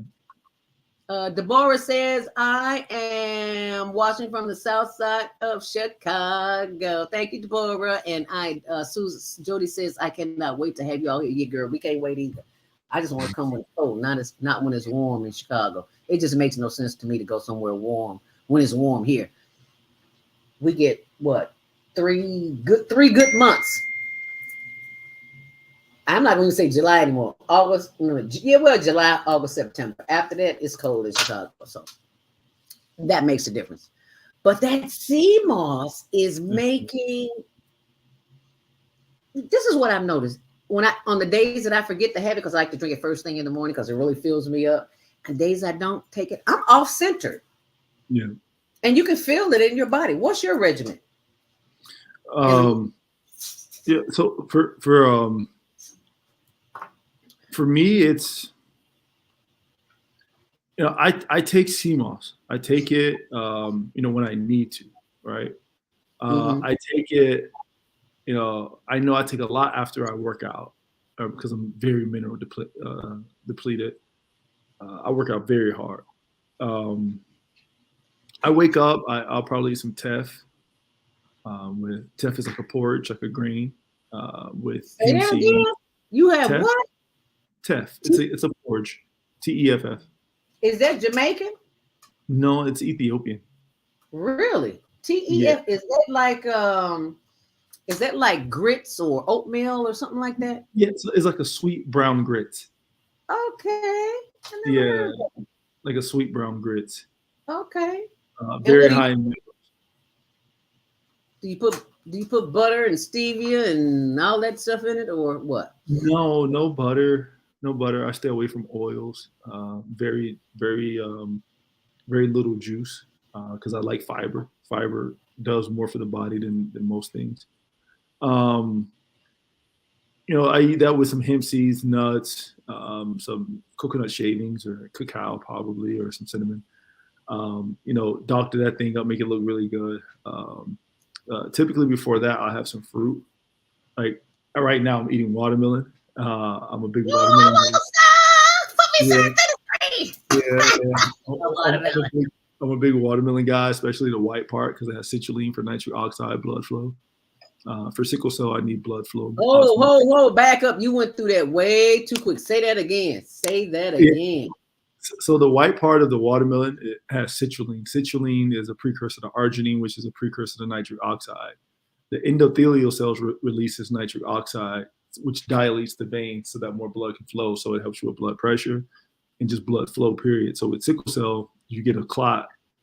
It doesn't clump up and it doesn't, block the passageway for those blood cells. Yeah, so the white part is really good for sickle cell. People with sickle cell come from the tropics. Watermelon comes from the tropics. Typically, that's how that works, right? Mm-hmm. Something like that, water. I drink sea moss. I drink sarsaparilla, sorrel, blue vervain. And I have a bunch of different herbs that I drink as well. And we have products coming out with all these other herbs and stuff too. We got to slowly interject it into the the system. But sea moss is possibly sea moss is like Superman, right? You have all these superheroes. Sea moss is Superman. Let's say sarsaparilla is Batman. Blue vervain's Flash, right? You have all these different superheroes. Sea moss does the majority, but you have some that do other things better than what Superman would do that one thing, right? What else? I'm a vegan, a whole food plant-based vegan. I've been a vegan for 6 years. I played 1 year basketball vegan. Yeah. I even have the tattoo right there. Vegan tattoo. All right, now, Mr. V. Okay. Yeah. You know, and just to finish, you know, what I was saying about my diet, you know, she just asked a question. She was like, Lance, what is your favorite fat sources? My favorite fat sources are nuts and seeds and avocado, nut seeds, avocado, cacao, hemp, coconut. Hemp is a fat source? Hemp? Yeah. Hemp is extremely high in fat. Really? Yes. I had no idea. Yeah, hemp, cacao. Cacao's high in fat. Wow. Avocado's high in fat. Walnuts. I know about avocado. Yeah. Yeah. They're all fat. Typically, if you can make a butter or oil from it, it's high in fat. Ah. Yeah. And I have been, since I've learned about avocados and digestion and something else, I can't remember what it was. But I was like, okay, so I started putting avocados in my smoothie with my sea moss, and it tastes delicious. Try putting some avocado in a chocolate smoothie. Oh, it make it rich. Oh yeah. Okay, so what kind of chocolate do you use? Because we're not using this chocolate milk. So how are you doing that? Pure cacao. Say that again. Cacao, raw organic cacao. Okay. Cacao. Yeah, in Jamaica, you know, we have a cacao tree that grows across the street from my family's. Get out of here! Go and get it out the tree and not eat out the tree. Ladies of the Female Solution, can we have our next conference in Jamaica? I know y'all listening. Yeah, we need to have a conference in Jamaica. We need a conference in Jamaica. Jody says, yeah, I want a t-shirt. We all want a Jamaica t-shirt. Okay. She also says, Viata says, yes, think hemp oil. And Jody says, hemp is great for your brain, and so is cacao. Love this cacao powder. Am I saying that right? Powder, yeah. Cacao powder. And the only place that I know to get it is at Costco, even though I'm sure somebody else has it. Or you can get it on Amazon. You know, Amazon has all this stuff. Yes, they do. And I can't stand Amazon, but I order from them because it's just so convenient. I don't have to go to the store. I can't stand them. I really can't. But you know, how do you continue to give your money to somebody you can't stand? I'm not giving it to you. I'm giving it to the suppliers. That's how I. That you really are. You know, you're giving a small portion to Amazon, but you're giving it a lot to the people. You know, we're gonna put our stuff on there too because that's the biggest market in the world, right? In the world. Yeah, people will skip over you if you don't have it on Amazon. They don't think you're legitimate. They sure don't. Let me tell you.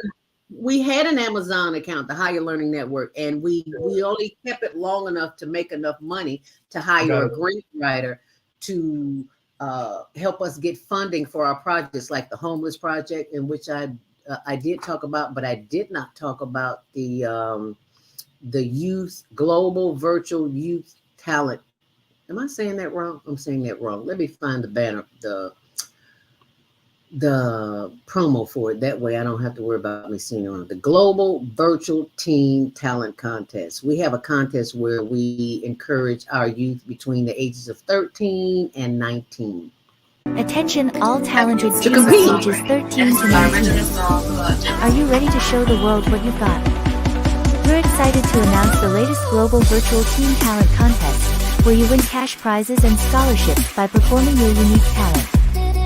Here's how to participate. 1. Record a 1-minute video of yourself performing your talent. 2. Upload the video, link in description or comments. 3. Submit your video by the deadline. We're looking for a wide range of talents, from singing and dancing to magic tricks and comedy skits. So whether you're a musician, an actor, or a chef, we want to see your unique talent. The top talents will be selected by a panel of judges and will be announced shortly after. So don't wait, start filming, and good luck. And good luck to our contestants. If you have children or know of children between the ages of 13 and 19, have them send in a 1-minute video clip from YouTube, from their own YouTube channel, not an MOV file, and they can compete in the Global Virtual Teen Talent Contest, which airs every last Saturday of the month. So it's coming up April 29th. So I know you know some children. So send them this way, Kearse. Lance Kearse. What did I call you, Kearse? Lance. No, that's everybody calls me by my last name though. That's funny that you. Oh, do they? Okay, good. I play sports. You call people by their last name. I gotta ask you this question: why do men hit each other on the butt when they make a pass, when they make a goal or whatever they call it? Good is a good job thing. It's not. Oh, is that what it is? There's nothing sexual about it. It's just good job, man. Just. Okay, but why it's got to be on the butt? How come it could be on the arm? I don't understand. There's things about sports I don't understand, so I have to ask. Yeah, that's this is something that's been around for hundreds, about 100. I don't know, around 100 years. I don't know. It's like a man-to-man thing. I'm pretty sure there's some things that women do with each other that men would never understand.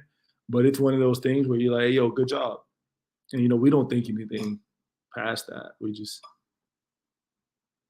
It's not even a thought. Like when we do it, it's so unconscious, so subconscious. We don't even think that we don't even know we're doing it. Yeah.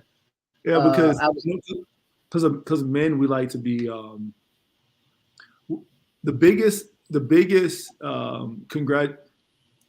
thing you can compliment a man on is his work ethic or what he did, his job that he did. He doesn't care about how he looks.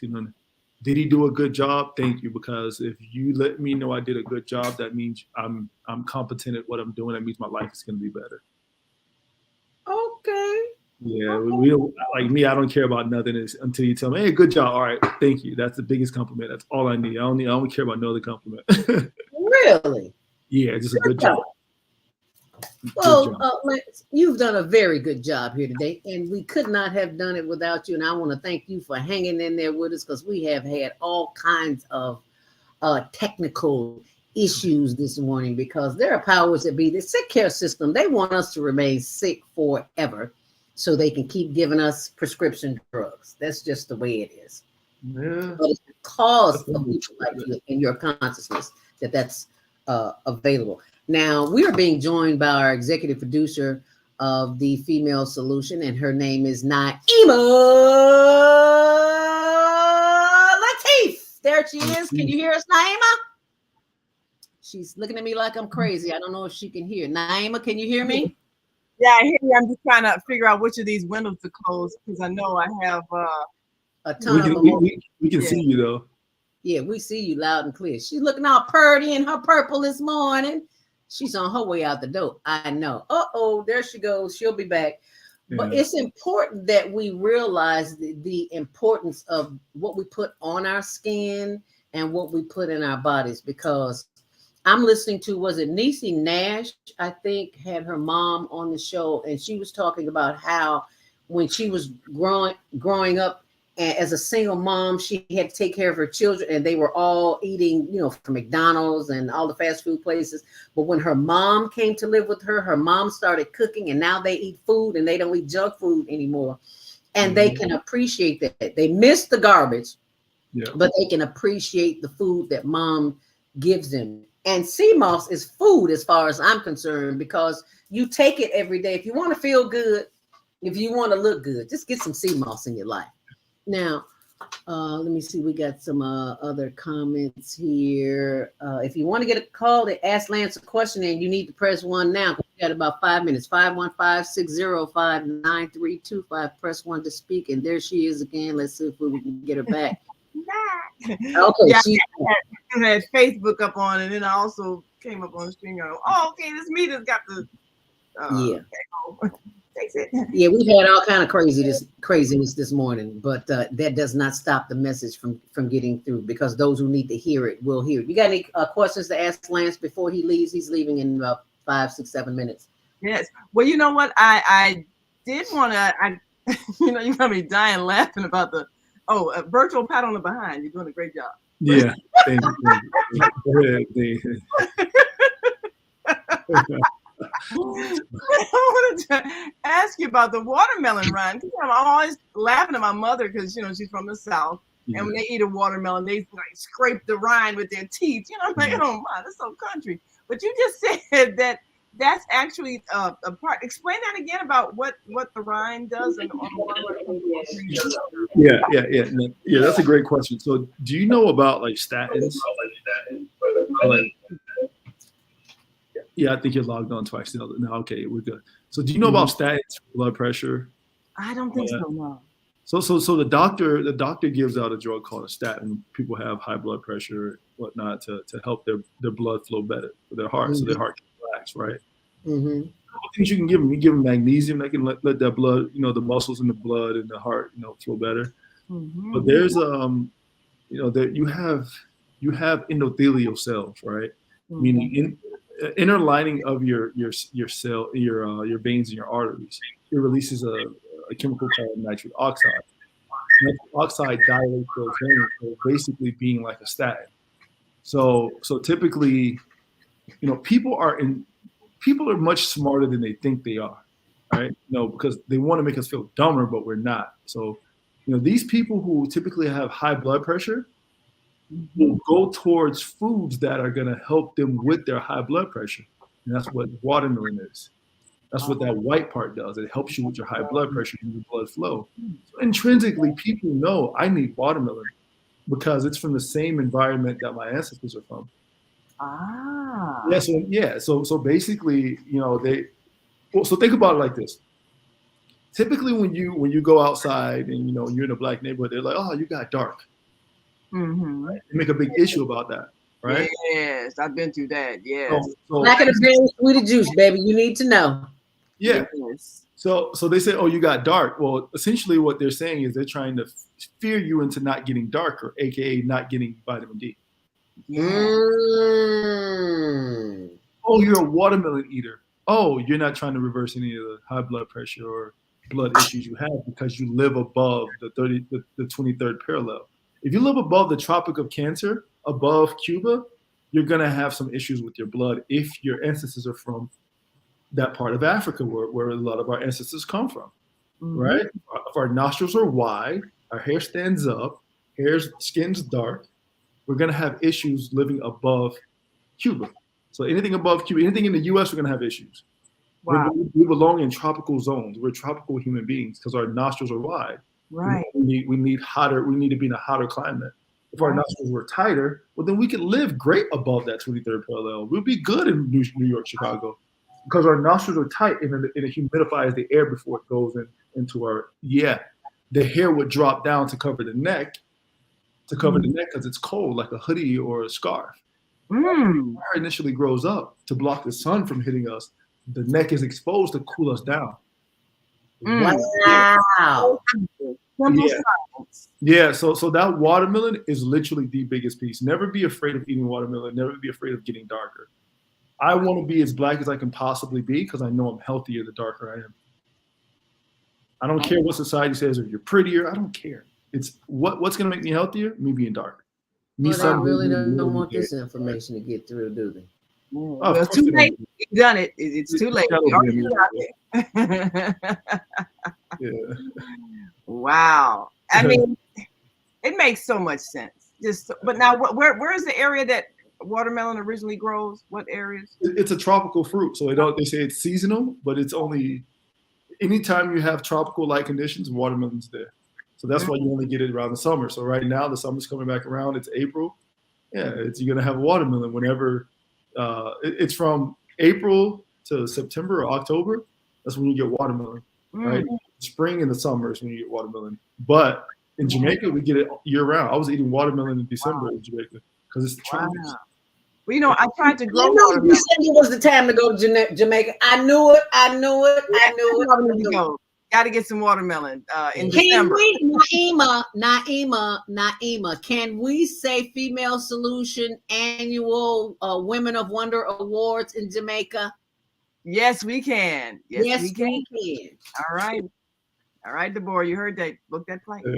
Okay, Deborah is our third Saturday host from 12 noon until 2 p.m. on the Female Solution, and she's a travel agent as well. So Deborah is going to be in charge of that. We coming. So Lance, we need to know when you're going so we can come too. Watermelon is so good for you. It is also very grounding in addition to what you're sharing, Lance. The white part, right? So there's the red part, the juicy part, and then the rind, what we call it. We should be eating the rind too. I saw an old man eating rind one day, and I looked at him. Absolutely. He said, "Baby, if you knew, you'd eat it too." And I was like, "Oh, I got a question because last year I tried to grow watermelon. I think I maybe waited too late in the year to." Where do you live? I live in Chicago, so it's not watermelon climate, No, at all. I tried, but what happened was when I got ready to harvest it, there was no red part. It was only the white part. And I thought, well, maybe it's because I didn't let it grow long enough. But I ate it. I was the only one in the family that ate it. Like, yeah, everybody was going. But, I ate it because I thought, well, it might be something nutritional about it. But now, was that an unripe watermelon, or was that just a watermelon that had only rind? And was that, could I have gotten any nutritional value out of that? Well, I'm amazed that it even grew, right? Because so you have fruits that depend on cold temperature, like berries, and you have fruits like watermelon that hate cold temperatures. Yeah. So summertime, but it was summertime in the north. So yeah. So there's a period called dormancy, right? Meaning it's cold. So like fruits that grow above the 23rd parallel or above the tropic of the subtropics, they need to be submerged underground for 700 to 1,000 hours under 47 degrees Fahrenheit. That's called dormancy. Oh. If you put a watermelon through that that pressure, it's not going to grow because a watermelon is a tropical fruit. It cannot be in dormancy. So that's why I've never seen someone grow watermelon in Chicago, because it's just not set up for that way. Right? Like the apples you get here in America are not the apples you get in Jamaica. We don't know what those apples look like here in Jamaica. Wow. They can't grow as a environment. Yeah. So everything is completely different. So it's. Well, now I got another question, because a lot of our fruits that we eat here are probably hothouse grown, where the temperatures and everything are artificially created. The lighting is artificially created. What does that do what does it not do when you are eating fruits and vegetables that are grown in a hothouse with artificial lighting as opposed to sunlight that actually has vitamin D? Would there be a lessening of nutritional value? I believe so. Me personally, I typically don't speak on things I don't know, because I don't like putting my foot in my mouth. I believe that it will have a lesser value because it's not made in an organic, natural state. But then again, if you're mimicking like the sunlight, like let's say right now, you probably have LED lights in your house, or you probably want to put incandescent light bulbs. Like that's like the light bulbs that has the electricity. The old school incandescent light bulbs. That's mimicking the sun. Oh. Right. So the incandescent light bulbs, you may want to substitute all those out, put the incandescent in there. If you're mimicking the sun and you're getting that full spectrum of color and light from the sunlight, cool, right? Because we live in an environment. We live in, like the last podcast we had, we live in convenience, and we can't inconvenience ourselves in a convenient life. We won't make money. We won't live, right? So a lighthouse may be the best option for you if you're living in temperature house. If you're living in a Chicago, or if you're living above that, Chicago is probably like 39th parallel, 40th parallel, 47th parallel. Right? Anything above that 35th parallel, that means you're out of the subtropical zone. Oh. So that 35th parallel also kind of lines up with the Macy-Dixon line, which is the 37th parallel. Yeah. Yeah. So where do we go, Lance, to find this, to understand this? Because I hear you, but I still don't understand these parallels. The 35th parallel, the 39th parallel. They stopped teaching geography in school, where you understand the globe and how the latitude, longitude, and all that is measured. They stopped really teaching that because I think the teachers probably stopped knowing it. So don't know. Well, I think they know, but it's better for you to not know for them, right? Because the more you know, the more you can help yourself, right? And the less sickness you have.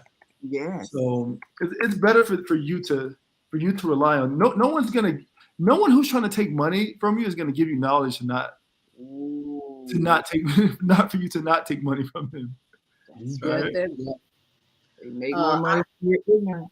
More money, more money. I got a question. Viata had a question here. Oh, there it is. So Purpose Hilly. Viata says, does Jamaica still have seeds in the watermelons? Costa Rica still has seeds, but they're hard to find in Orlando. It's hard to find here in Chicago too. Everywhere I go, it's watermelon with no seeds. I don't do seedless. They don't want you to grow it because I know it's not. I know it's not real. It's manufactured. Can you guys see my screen? Yes. Yeah, we see you. Okay. Okay. So here we go. So what we're looking at right now, this red area. Oh no, we don't see that. Is there a way that he can share it or? I don't know, Naima. You're the technical expert on this. I have it. Share. I'm sharing it now. You see it? No, we don't. Well, there it is. Okay, so let me add the stream. There we go. Oh, okay, you can see it. All right. Ooh, okay. So for all of you all who didn't have geography in school, pay attention. Yeah. So you see this red area? Okay. You see this red area here? No, I don't. Which block is it? Put your cursor on it. You wanna this one here? This whole red area. All this whole. Is that right? Is that right here? Yeah, the third. The big one, the big third, right there. Okay. Yeah. This whole red area. This whole area in the middle here, right? Okay. That's the tropics. You have two tropics. You have the Tropic of Cancer, Tropic of Capricorn, where they end. The equator is in the middle of it, right? Mm-hmm. Typically, people who have of African ancestry come from right here in that tropic. Yes. Right? Along that coast. Whenever you go above this line, above that red line, that's when you begin to have a lot of sickness if your ancestors are from this region. Wow. You're going to get a bunch of blood conditions, a bunch of heart-related conditions once you exit out that red line. Okay, now explain to us exactly what this is again, Lance. So this is a map explaining the lines and how your body lines up with those lines and what's going to happen to your body if you leave these zones, if you leave those lines. Oh. Right? So if your hair grows up like an afro and your nostrils are wide, typically you're from this region of the world. Okay. Right? Because it's hot and humid and and the sun is more intense there, so your body has to match the environment. Right. So when you leave an environment like this and you go above that red line, well, then now that's when disease starts to happen to a higher degree, right? So let's say this, you see this dotted line here? Yeah. That's the subtropics. That's where the subtropics end at. Oh. So anything above that, like Chicago would be somewhere up here. Up there, yeah. You're gonna be sick. So much disease. Yeah, you're gonna have not only blood conditions, now you're gonna have a lot of mental issues because of you're lacking light. So you're gonna have seasonal affective disorder probably year round. Wow. You're gonna want to shoot, kill, stab, fight, argue with people a lot more. Wow. So what is the remedy for that? More sunlight? Change of diet? All of it. Everything you can think of, it's the remedy. It's the change of diet. It's the you may want to get those incandescent lights, right? Because those artificial lights are doing a number to you. You don't even want those artificial lights hitting your skin. Wow. So now I got a question then, because after the pandemic, when they were having everybody stay inside and locked down and no one going outside, and then it's like people exploded with violent insanity. Yeah. Could that have been an effect of absence of sunlight and having an effect on the brain? Absolutely. Wow. Yeah. So typically right just before spring, that's when you see a lot of suicides. Just before spring. Right before spring, that's when a lot of suicides happen. Really? They've been inside all winter. Why is that? Because they've been inside all winter. The disease been festering. A lot of flus happen just before winter as well, like in February, March. Yeah. That's when the peak of it is February, March. The peak of flu season. So because it's being developed over those 4 months of winter. So can you imagine if instead of them pushing the flu shots, they just push people to go outside more in the winter?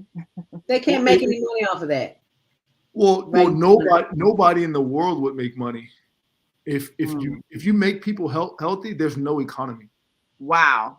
We have to come up with a health time economy, because otherwise we keep repressing knowledge that could make a well society.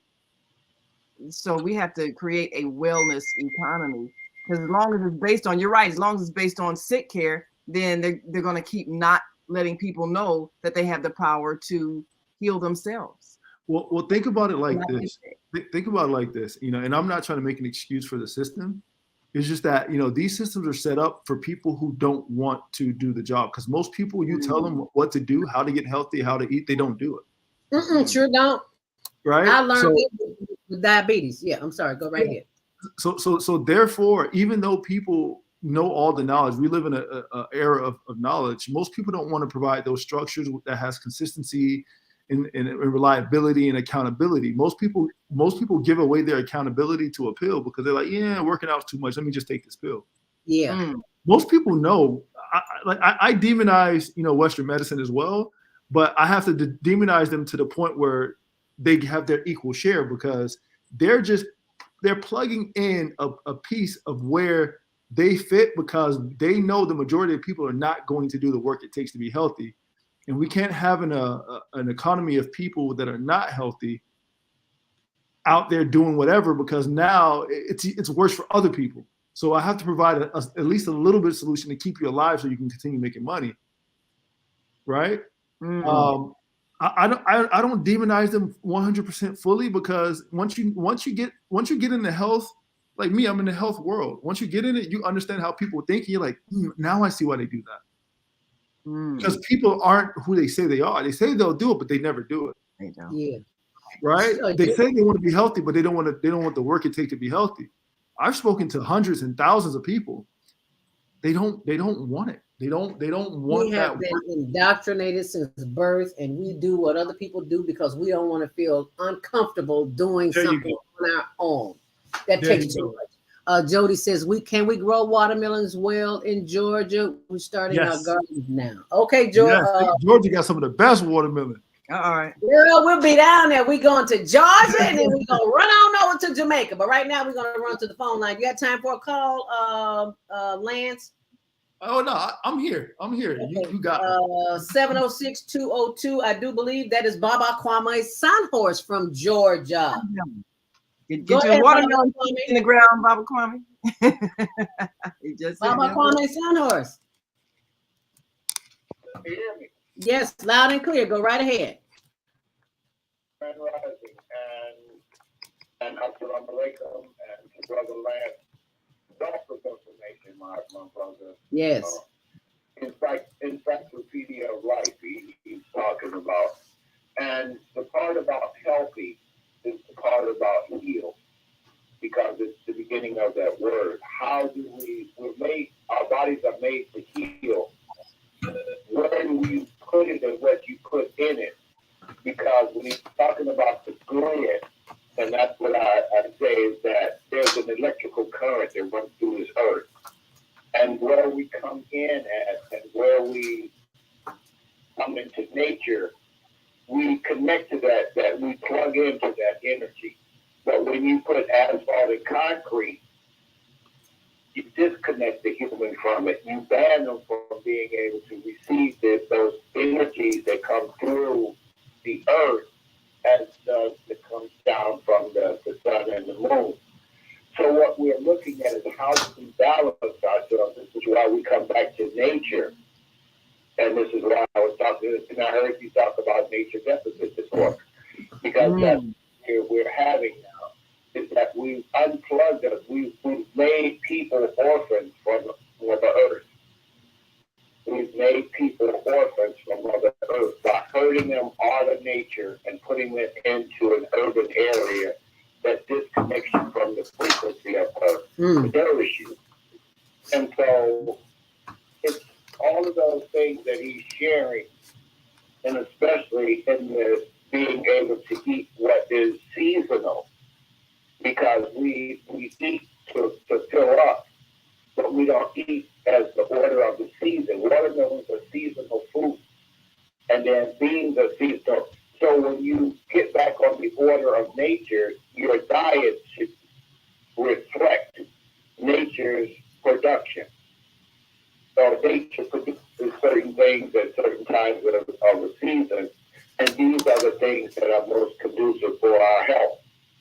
So I commend him for what he's sharing, and we need to begin to understand none but ourselves can free our mind, and ask the question, how does this free me? Because, you know, you can enslave yourself to food. Yes, sir. You are right on target. When we as I said earlier, we leave one box and we go right into another box. And I'm a prime example. That's why, you know, the sun is creeping through the window. And sometimes Tony will come in, my husband Tony will come in, and I'm sitting here in the chair, just sitting in the sun. Are you okay? Baby, I'm fine. I'm sunbathing. You ain't got the TV on, you got the radio. I'm sitting up here soaking up the sun, and I know I should probably be up on the roof, but right now I'm in this uninterrupted sun experience. This is what I'm having. I'm good. Trust me on this one. And Baba Kwame, he hit it on the head. That's I couldn't have put it better. Like no one could put it better than what he just put it. He's absolutely 100% correct. You know, we share the exact same philosophy. The more you remove yourself from nature, the more you disconnect yourself from nature, the more you think that you can replace what God created. Good luck. Yeah. So now I got another question then, because I'm reading about how some schools have changed the way they operate and have most of their classrooms outside where children have sunlight. They can run through the grass, they can play, they can learn about nature instead of this, you know, sit down with your hands folded behind the desk in this dark classroom. And of course, they are seeing that children are developing healthier emotionally and socially because of the freedom of being outside in a natural environment, not repressed and restricted, and getting sunshine.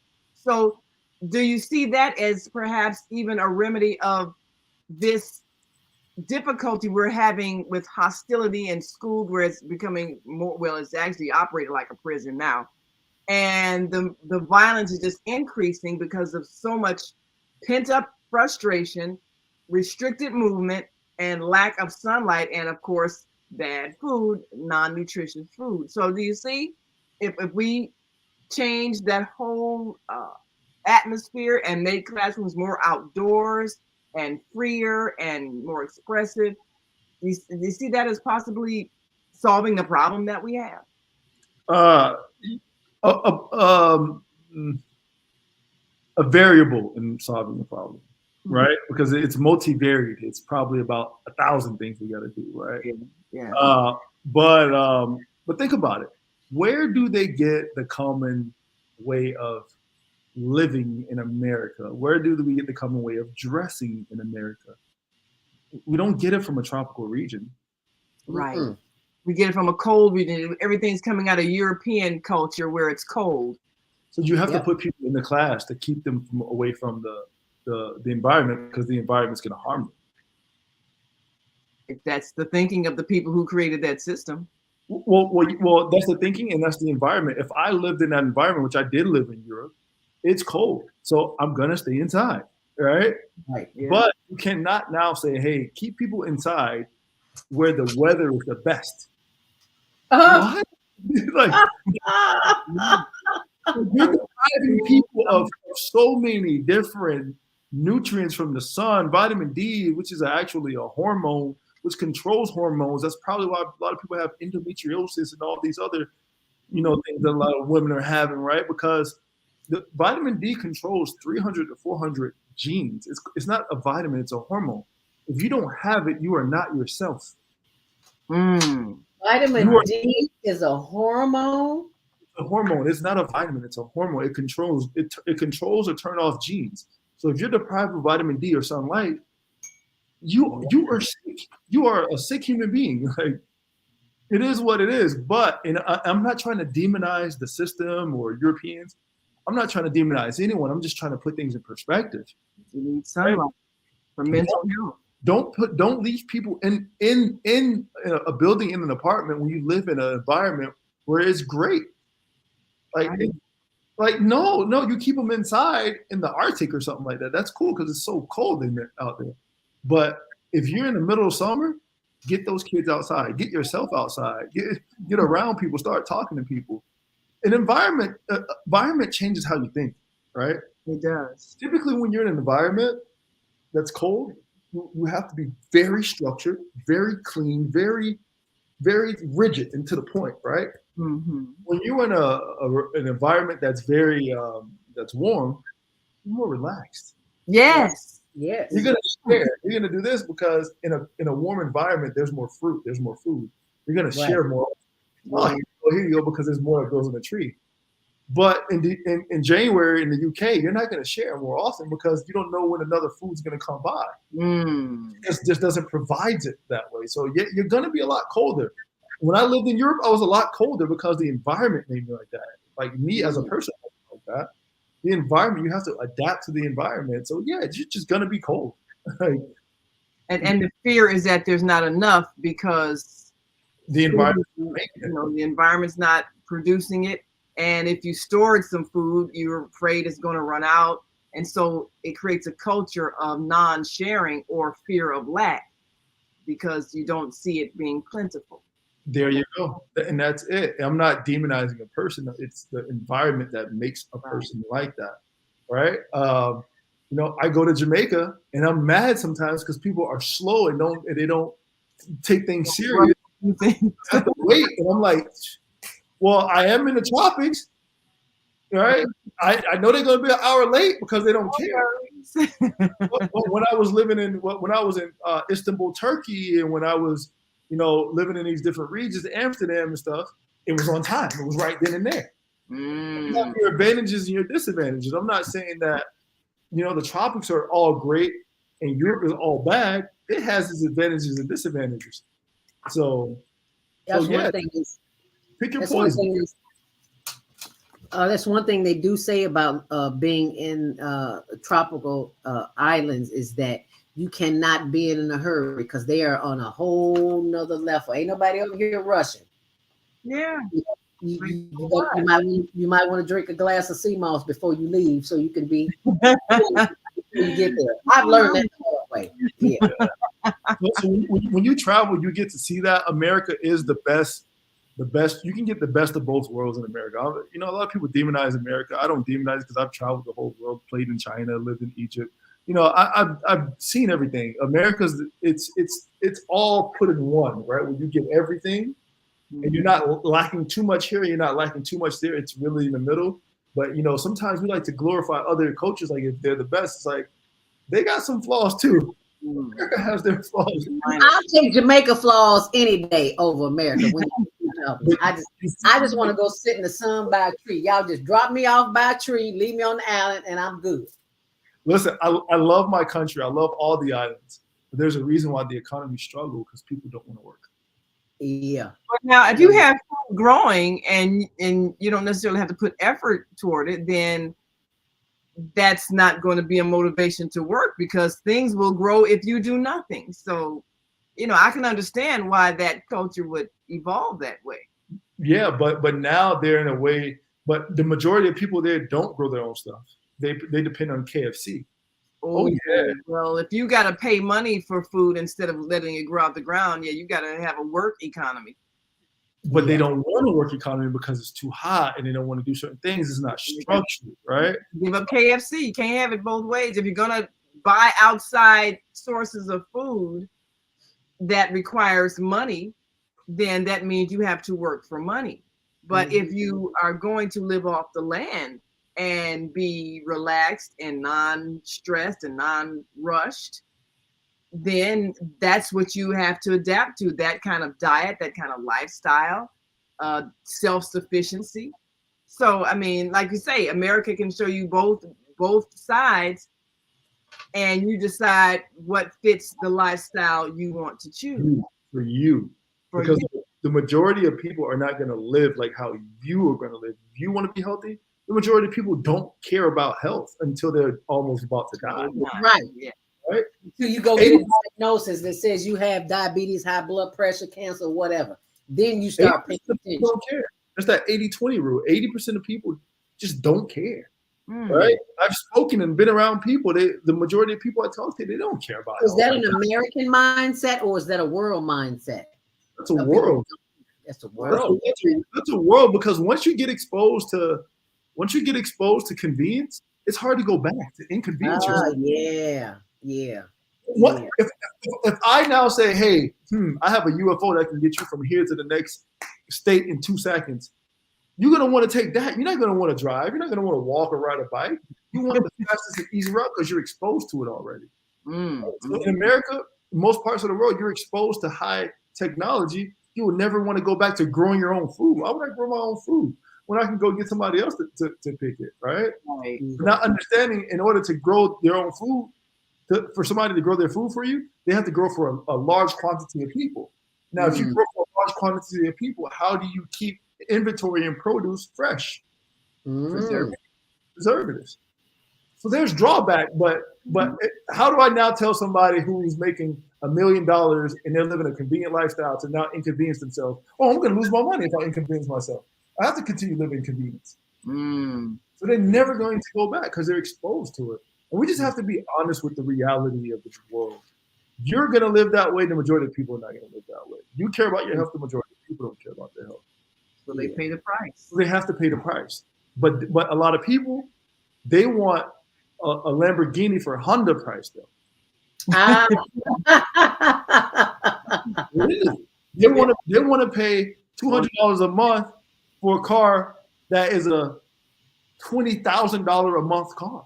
Yeah. And they think I should have it. Well, what do you mean you should have that?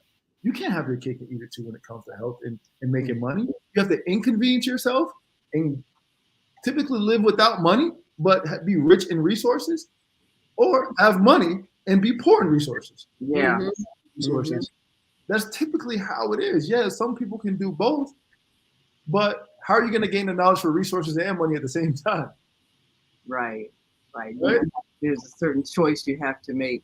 So even when people discover that the food they're eating is slowly poisoning them to death, and they're going to have to go through uncomfortable medical procedures, they would still rather have the convenience of going to purchase food than digging the dirt in their own yard and growing food themselves. Yeah, because they'll lose money. And what makes our economy run, what keeps me on this Mac computer, what gives me this iPhone, what allows me to do work, money, right? What allows me to live in this apartment in Miami, money. You know, if I didn't make money, I couldn't live here, right? So yeah, I had the knowledge before I had the money, right? So so now I can use it for my betterment, but one has to come before the other, and it takes time to learn how to live off the land and learn how to make money. Yeah, it's difficult. Most people know one or the other. People in Jamaica know how to live off the land if they want to. People in America know how to make money. Now, if you do both at the same time, you're a dangerous human being. Well, that's my goal. Yeah, right? I know that's right. And I am going to be updating my blog as I always do on zeldaspeaks.wordpress.com.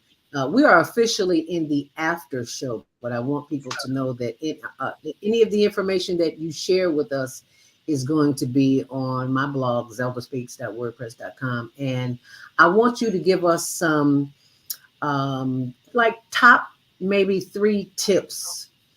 You got to call too. I don't know if you took 773-977. I don't know if you. We'll take all the calls, but I'm here, man. I'm here. Any questions, CMOS, anything health. All right, well, let's get some calls in here. 773-977. You are live on the Female Solution. Grand Rising, what's your name? And where are you calling from?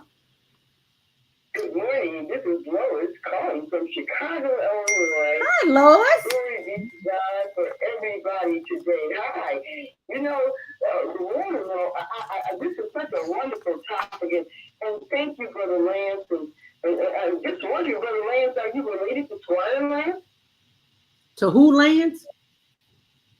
Squire Lance. Choir Lance. Squire, Squire, Squire. Oh, Squire Lance. No, his name is Lance Kearse. Listening. Okay, Yeah. All right, thank you. The last time I was in the Bahamas, I'd say about 1997, 96, the watermelons were like $50. I'm wondering how much are the watermelons now, and that information on the watermelons today is just a blessing from God. I'm going to start eating to the wine now. But thank you so much. To the white meat. To the white meat. You call that the white meat. Thank you, Lois. Appreciate that, girl. Yeah. Go ahead, Lance. Yeah. Well, she's asking about the price of water, right? Water or watermelon? Watermelon. Watermelon, yeah. Yeah, so it depends on where you're from, right, or where you're at, because like I said Did earlier. she say $50? I thought what I heard. She said the watermelon somewhere they were charging $50. Could be in Chicago, yeah. Lois, did you say $50? Yes, I did. 50. Yes. So I just wonder how much are the watermelons? Does anyone know? And I know Yeah, so I bought one for $5 for watermelon. Yeah. It was seedless. It was so hard I couldn't cut it. Oh no!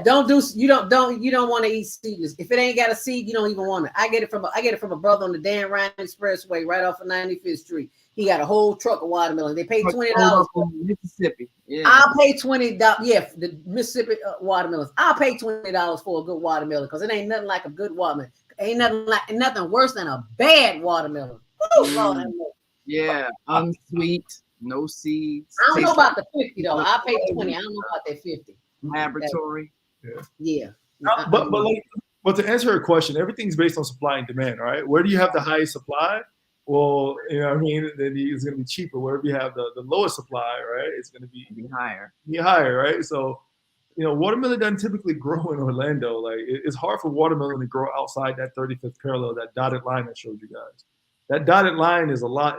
There's a lot behind those lines, right? There's a lot of knowledge of knowing what's going on. So above that dotted line, yeah, everything's going to be more expensive. It's like you know, anywhere things don't grow. Like if bananas don't grow in Chicago, it's going to be more expensive.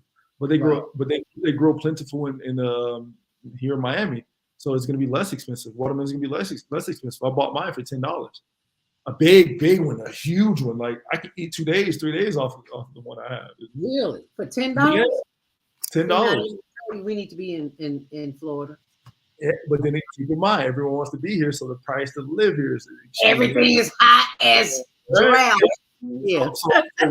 So where the food would be less expensive, the natural foods, the price of living is going to be more expensive because everyone wants that same access. I have another question since you mentioned supply and demand. And we all know that the government has done this when they pay farmers not to grow food in order to keep the price high. And I think that's just atrocious because there's enough land in this world for everybody to eat. And we have transportation systems to transport food wherever it doesn't grow. So there's really no reason for anybody to be hungry. And yet, because the incentive or the intention is to keep the price high in order to make a profit, farmers will sometimes be paid to not grow food. Yeah. And that's what's that is changeable. I believe it's changeable. I believe that people can choose to help the earth be as plentiful as it can be so that everybody can eat. And I believe we can create an economy that's not based on someone getting a profit, but it's based on everyone getting what they need. Yes. And no one's suffering. I believe we can do that. But what are your thoughts on that? The fact that, you know, we're actually artificially being made to pay more for food. Yeah. Oh man, that's a loaded question, and I have I love talking.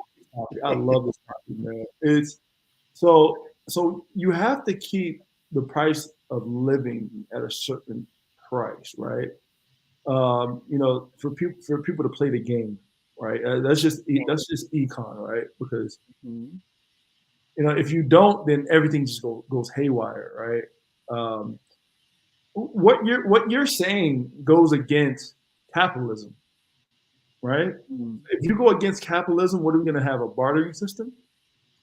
Well, now what do we have before we had capitalism? Come on now. What would happen if people just shared and everybody got what they need and a profit was not necessary because all you need basically is your food, clothing, and shelter. What if there was no need for a profit because everybody just simply wanted what they wanted and they could get it and nobody had to suffer? Well, that comes with no cars, no cell phone, no technology. That comes with no first world things.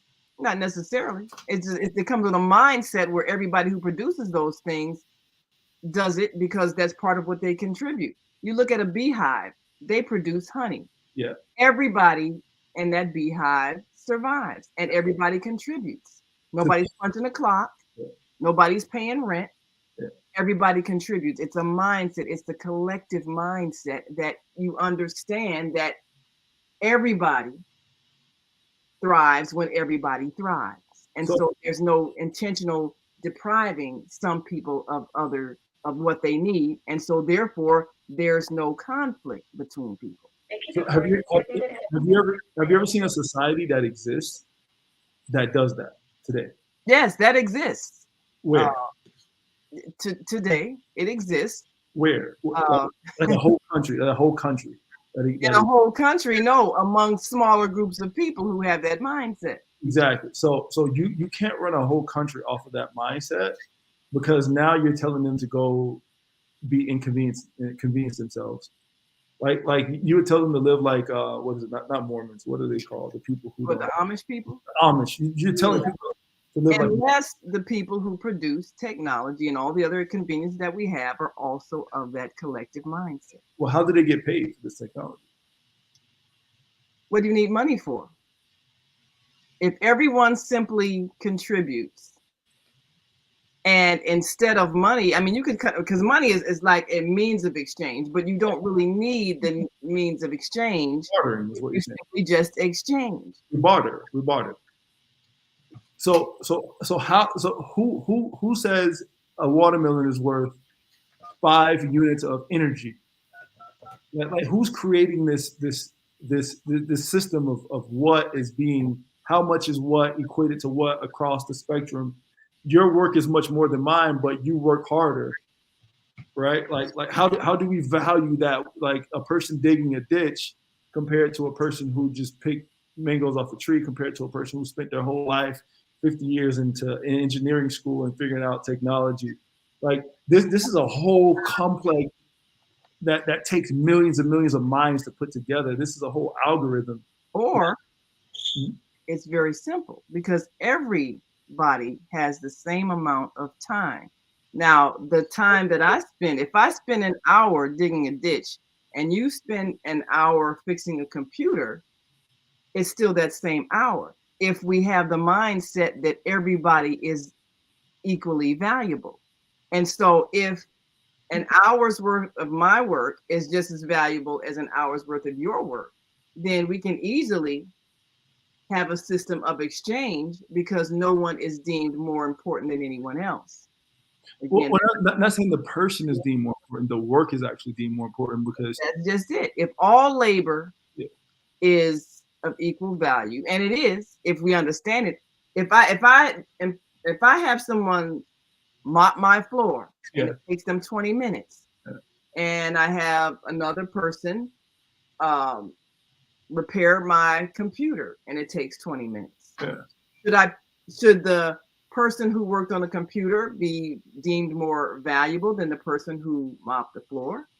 How long did it take that person to acquire that knowledge to build that computer? You see what I'm saying? Like the work put in, right? Like the people are valued. Like a doctor is valued by how long they put work into school. Like they went to school for 12 years. Somebody who went to school for 12 years, now you tell them, hey, well, you mop floors. Well, they don't have equal value, because one sacrificed so much of their life to learn one skill set. But one person just woke up learning that skill set in 2 seconds. But yeah, your mic. Go ahead. Yeah, I got another one, but go right ahead. Take the call.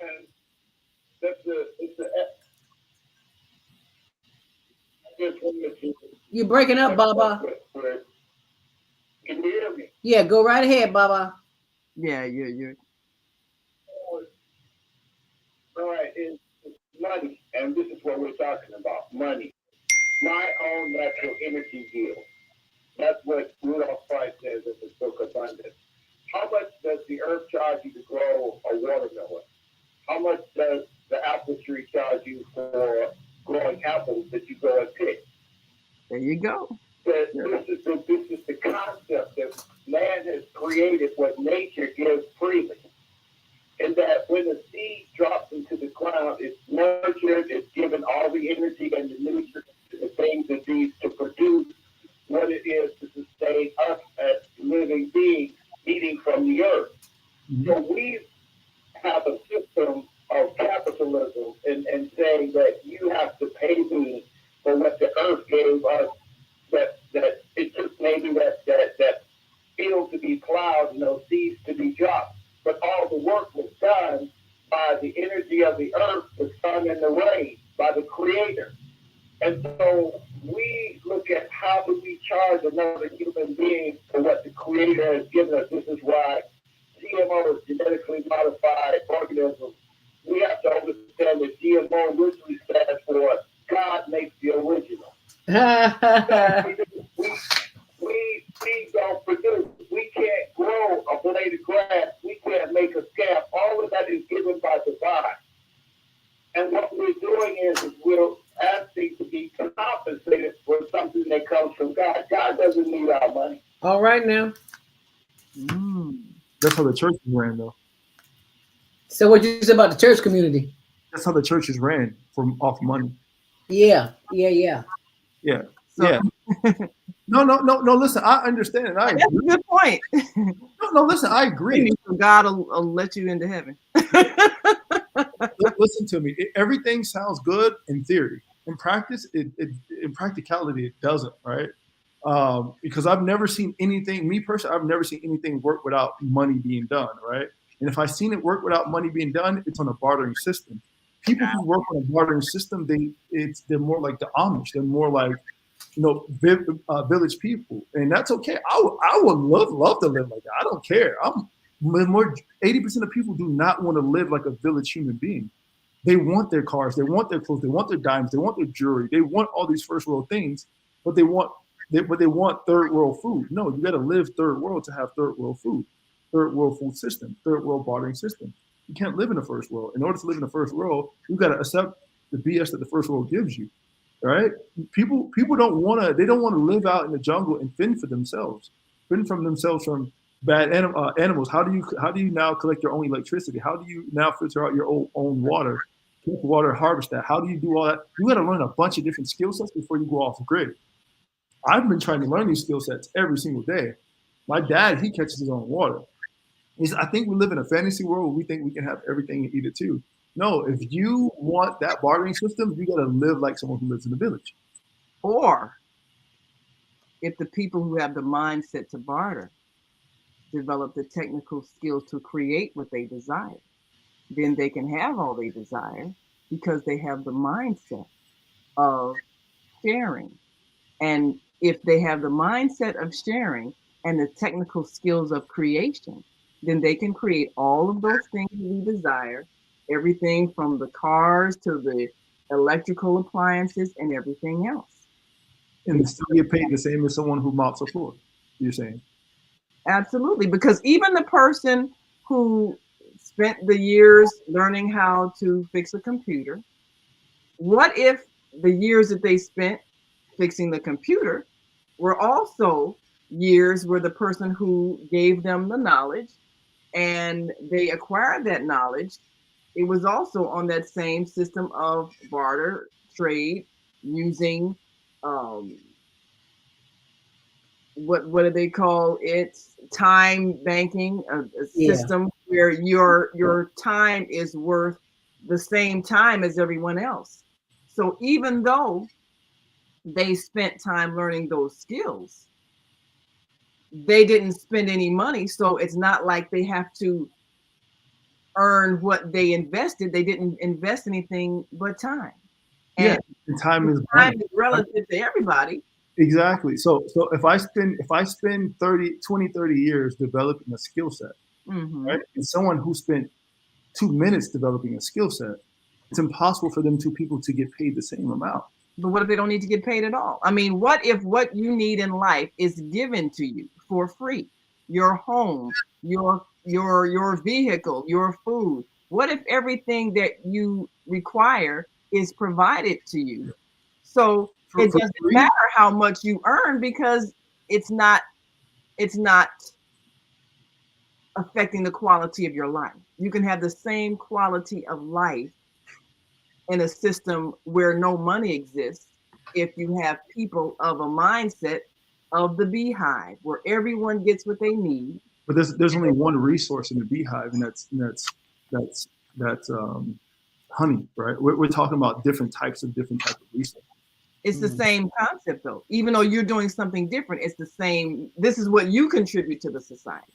The day your skill, they contribute their skill, and everybody contributes what they contribute, and everybody gets what they need because somebody's contributing what you need. And so the ability to function is as part of the collective is that you contribute your part, whatever your skills and your knowledge are, and as a result of that, you get what you need. You get the house, you get the car, you get the food, you get everything, you get whatever health assistance, you get everything because you're giving what you have to offer, even if it's something technical like fixing a computer, and the person who mops the floor, they have the same kind of the same access to whatever kind of house they want to live in, the same kind of car they want to drive, because everybody gets what they need because everybody gives what they have.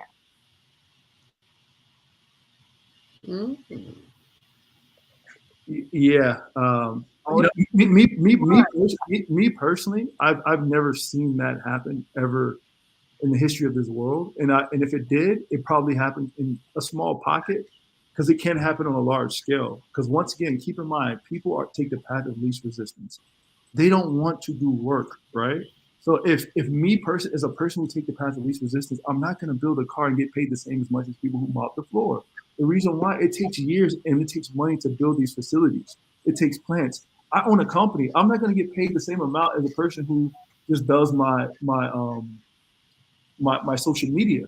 But would it matter? I mean, if you got whatever you needed from doing what you do, would it matter if they were considered of equal value to you? Would it matter to you? Have you read your quality of life? It's impossible for someone who starts a company and makes every single decision in that company to make sure that company is functioning, running above ground, above water, to get paid the same as the person who runs the packages to the UPS store. It's impossible.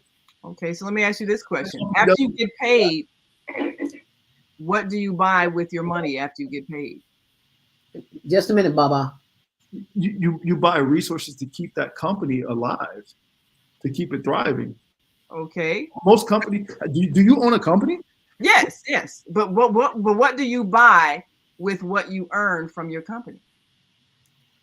I buy based on the system that I live in. Like okay. if I lived off grid, if I was born off grid, what do you buy? I mean, you buy your car, your equipment that you like, your entertainment. I mean, this is what you spend your money for, right? What if you cut out the middle part, the money, and you just had the things given to you that you wanted? Given by who? From who? By the people who provide those things, because that's what they contribute to the society. That's their portion of contribution. So they get what they need. So you're saying everyone just gives one to the next person. We just keep giving to each other, right? Yes. So if you give me mopping, I give you a car. Not necessarily, but if you need mopping, you get. I'll come and mop for you. I'm saying that if everybody contributes what they contribute, then the person who mops for you, you might not give them a car, but you might give the car to someone else who needs a car, but then somebody who has a computer might give that to you because you gave the car to somebody. So whatever you give is what you give, and you get from whoever provides what you want, you get from them. The only thing you're cutting out is the middle element, which is money. I get that, but the thing is how do you equate somebody? If one guy builds my house and one guy does the plumbing, do they both get paid the same? Because one guy had to actually do the whole infrastructure and lay the plumbing and lay it down. It's like who decides who get paid what based on the labor of time put in, their expertise, the amount of years they put in. Somebody who put in 60 years of experience, it's impossible for. If you pay somebody who put in 60 years of experience the same as somebody who put in 60 minutes of experience, they're going to leave that job and say, you know what, I'm done. It happens right now in the workforce. Okay. They're getting people who are tenured, who have lots of knowledge, and somebody, or let's say they say the Mexicans, they'll come do the same job for less. Yeah, they're going to pay them less, right? Because you owe me more. That's why you have work unions, for people to get paid to live. Because it's impossible to pay people the same amount across a grid. It's because not everybody has taken the time out to learn those technical skill sets. So what I'm introducing is a different way of thinking. Because if everyone's time is worth equal value and everybody contributes. It's not, though. Well, of course it is. No, it's an hour for me is an hour. It's the same as an hour for you. No, I mean, not really. Not really. It's who has put in the work, the discipline, the drive, the will. Okay. It's life. Their time is more valued than a person who has not put in the time and the work. But okay, let's think about this. Yeah. Let's say you spent 8 years in school. Yeah. That 8 years is gone. So whatever 8 years you spent, I spent 8 years doing whatever I was doing, even if it wasn't going to school. But it's the same 8 years. No, but that's not what you did with your time. That was that time. This is today. Yeah. So today, if you spend 20 minutes doing a job and I spend 20 minutes doing the job, even if I'm just mopping the floor, it's the same 20 minutes. You can't get your 8 years you spent is the past. No, that's knowledge acquired. That's knowledge acquired. So that's what you contribute to the society. Knowledge acquired. I'm using past knowledge acquired to help go forward.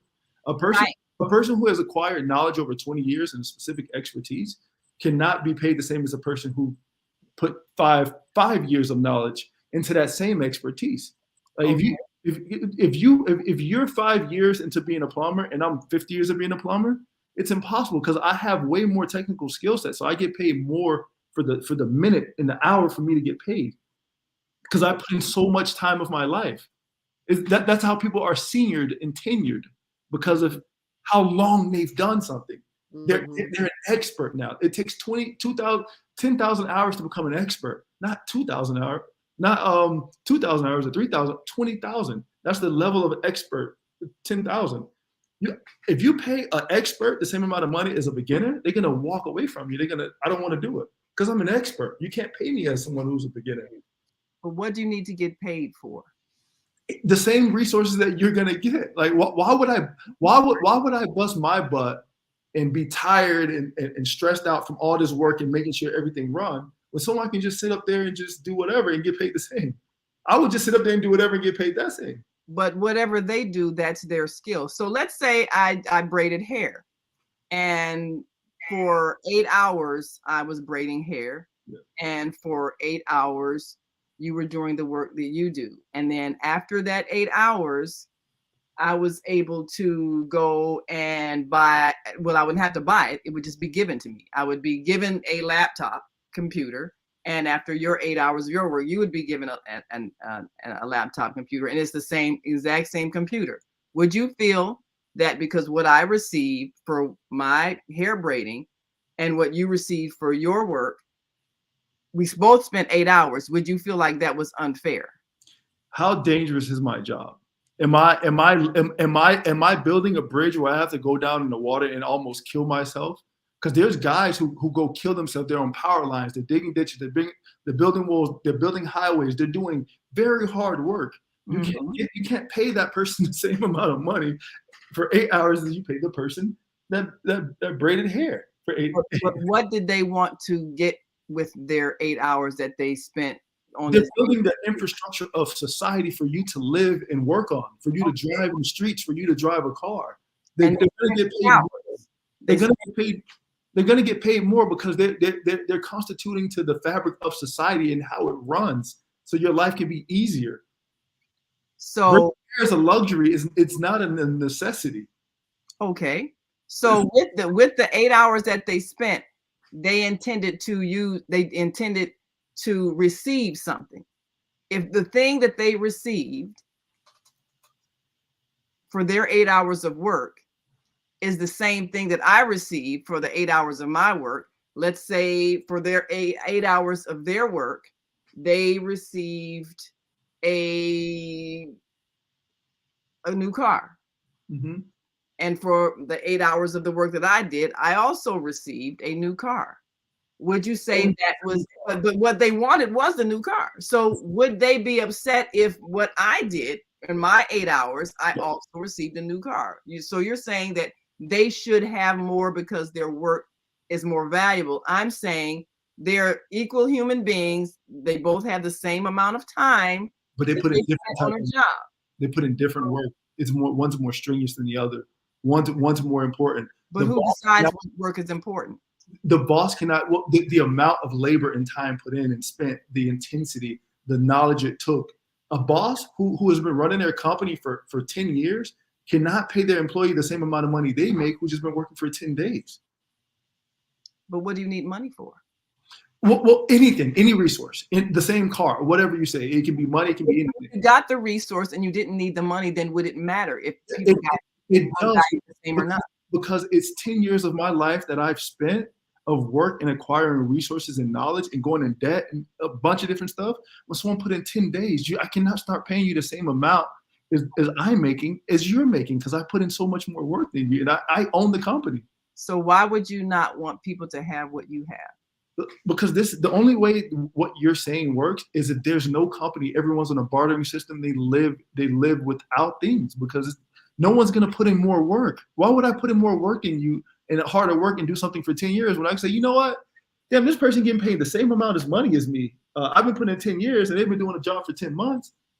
Okay, let me just quit this job and go to another job and just mop the floor and get paid the same as the person been doing it for 10 days. But people kill themselves over working for companies because it's so much stress. Well, and the reason why it's stressful because it's not work they want to do. But what if you were doing the work you want to do and you like doing and you invested time in doing it and you got what you wanted to receive for doing it? It sounds simple, but it's not. Because somebody who has put in time will always get paid more than someone who hasn't. There's called a level of mastery, a tenure, seniority. People get seniority based on what they've done. The grandmother is more respected than the child because the grandmother has more knowledge. So we respect the grandmother more than we respect the child because they hold the key to life and success because they have more knowledge.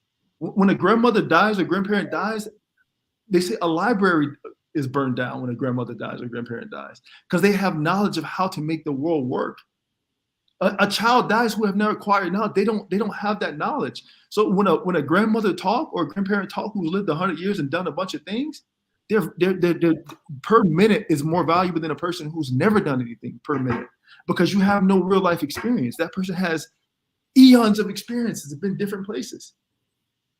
So yeah, I'm gonna value their time more than I'm gonna value your time because they can give me more knowledge per minute than you can because you don't have the same knowledge and experience. It's about skin and game. It's about work equity, sweat equity. I can't now diminish your sweat equity to somebody who's never done anything. I have to respect that person who's put in 100 years of work over someone put in a year of work more, and I'm going to pay that person more. And to say that is like, for me, I'm just like, okay, well, let me just stop and just do the same as what that person who didn't put work in. Then no one will be an expert at anything. How do you now build a system on everyone paid the same? You put in thousands of years and you put in 1 minute, and y'all all get paid the same. What? Man, no one would do anything. They'll all do what that one person who's never put in work do. Is it because the incentive for working, is it because you like the work or because you want the money? What is the reason for working? We live a life, like I told you, a path of least resistance. Every human being does that. So if it's return on investment. Whatever I invest in, I'm expecting a certain amount of return. If I've put in 10 years of investment, if you give me a return of someone who put in 2 days of investment, yo, you pulling a fast with them. Well, one last thing, and Zella knows why I'm doing this because we're actually creating something, and so we have to look at the mindset of people. Oh, I get it. I get it. Now, let's say I have a pie, apple pie. We love apple pie. No. And you have two. And you have two. Sweet potato pie. Oh, sweet potato is even better. Sweet potato pie. You got a big round sweet potato pie. And you got 3 people. Yeah. And one is an engineer. Yeah. And builds bridges. And one mops floors for a living. Yeah.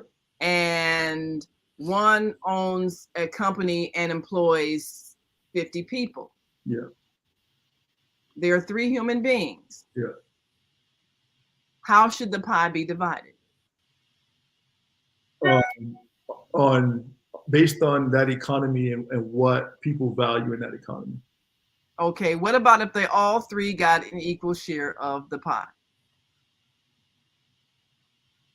Well, I don't understand what that means, because I just told you. I mean, this is not a symbolic, but it's the actual pie. This is just a pie. So we all value pie, right? So why would any? I didn't say anything. I didn't say anything. Yeah. Okay. Yeah. Right. So then there we go. So we have pie, right? We only value this pie, right? Right. Only value this pie. We all want a piece of pie. We're 3 different people, and here's one pie. How do we divide it? How do we decide who? The person who mops learned that skill set just because their mother was doing it one day, and it took them 5 minutes to learn how to sweep. How long does it typically take you to learn how to sweep? 5 minutes. Mm-hmm. So that person took 5 minutes to learn how to sweep. That person who builds bridges, it took them about 10 years of how to build a bridge that's going to keep people safe and not die. Mm-hmm. Because now we're protecting people. So now people's life is in danger. So it took him 10 years. And not only 10 years to learn, now another 10, 20 years to build. Because no one just builds it overnight, right? You got to have the proper infrastructure. You got the proper knowledge. You got to hire the proper people. You got to get the proper resources and supplies to build that bridge, right? So that person, it probably took them about 20 minutes, let's say, right? Then a person who owns a company, he's had to make every decision right to make that company last. Most businesses fail within the first 2 years. In the 3rd year, probably only about 2% last, right? So this person is a 2% human being who has had to go through the ups and downs and the hardships of building a company. So therefore, that person is valued if that company is making money, because not every company makes money. Even though Uber is a big company, it doesn't make money, right? So now we're saying, okay, you put in 20 years, you put in 30 years, your work is more stressful because now you got other people's lives. You're putting money in other people's pockets. So now everybody depends on you. You're doing payroll, you're hiring people, you're firing people. You're doing every single thing. You have much more responsibility of 100 people in a company and millions of people for that person building bridge, right? Mm-hmm. So billions of people depend on you to build that bridge, right, or they die. Hundreds of people depend on you to build the right company, or they don't make money and their family don't eat. And you with a mop. Who's depending on you? You just have a mop. And it took you 5 minutes. It took that person 10, 15 years. It took that person 20 years. More people are at risk for what those people do. So yeah, I'm not going to give these people the same, because who's more at risk? Who puts more money in more pockets? Who supports more families? Those 2 people who build bridges and run companies are making sure that everybody else is living and making money, and their kids and their family and their health care and their dental care. They're doing a lot of stuff. So you think they're gonna say, oh, you know what? It's okay. I'll give that person the same piece of the pie as who's mopping the floor. Okay. But I have all the responsibility in the world. Okay. So now, when's the last time you went to a gathering at someone's home? Yeah. And when they divided up the food, they said, oh, well, you can't have as much as this person. He's a doctor. And so I'm gonna give him a bigger plate and an extra piece of dessert. But you're unemployed, so I'll give you a slice of bread. When's the last time that happened? Or did everybody eat equally and it didn't matter what you did? That's a false equivalence, because we're talking about actual things that we found a medium in money for us to pay each other, for us to live in a way where we can exchange. It's a medium of exchange, right? But is every human being Baba. But that is every human being of equal value? That's the question. Every human being isn't, because not everybody put in the same time and labor. So we don't all get paid the same. So you are of lesser value as a human being based on what you do. You're gonna get more money based. Yeah, you're gonna get more money based in this world we live in. You don't deserve to eat as much as someone who is valued more. I'm telling you the way the world works. So the way the world works is that if you put in your time, the amount of time you put in, you get compensated for that. The amount of time you put in, the amount of labor you get in, your compensation is based on that, not just by being alive. No one just gets by being alive. That's not the world we live in. That no human does that. All right. Like it's an idealistic world. Yeah, I get it, and I would love to live in a world like that. Okay, that's all that's needed. If you want to live in a world like that, then that's the world we should be creating. Because the world we have is not working. That's why we're poor. It'll never be created unless you have the right mindset.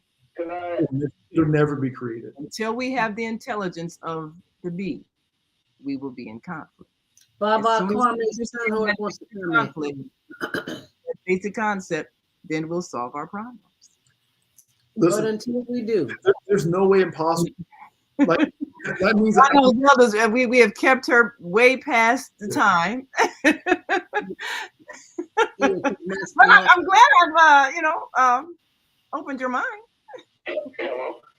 Okay. It didn't open my eye. I have that bartering system type of mind, but it doesn't work in the world. I'm talking about practicality, what works, what doesn't work, what has worked and what not worked.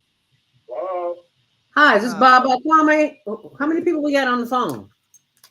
He's still there. I think it's past 10. I think they cut our they did. Everything just dropped. Yeah. But Bob Kwame's still on, huh? Bob, are you still there? Okay, go ahead, because they just cut everybody off. So go ahead. I think this is his mic open. And what I'm hearing is that, generationally, and Lance said it, he was talking about the grandmother.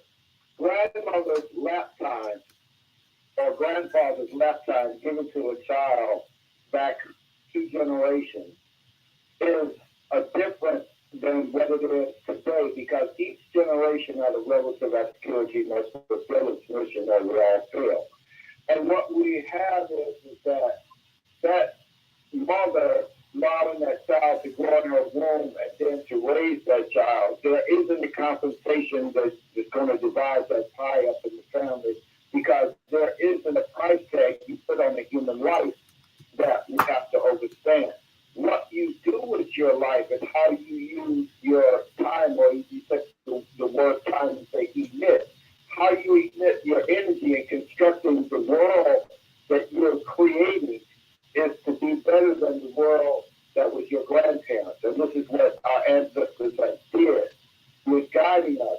The thing that we're looking at is that is not our way. That is capitalism, and that's the way in which they created us to believe that we have to follow the system. Mm-hmm. And this is why the system is not working, because it's out of order. We say about the example you gave of this person won a car and that person, both of them is damaging the planet. Mm-hmm. To make that vehicle, you're damaging the planet. And what we're doing is that are we constructing a new environment, or are we continuously doing the destruction to the earth in order to make ourselves feel good by having things? Well said, Baba Kwame. Baba Kwame, thank you for that, because the thing is that we wouldn't make these destructive things for the environment. We wouldn't force kids in Congo to dig up coltan to build your cell phone or your cars or your computers.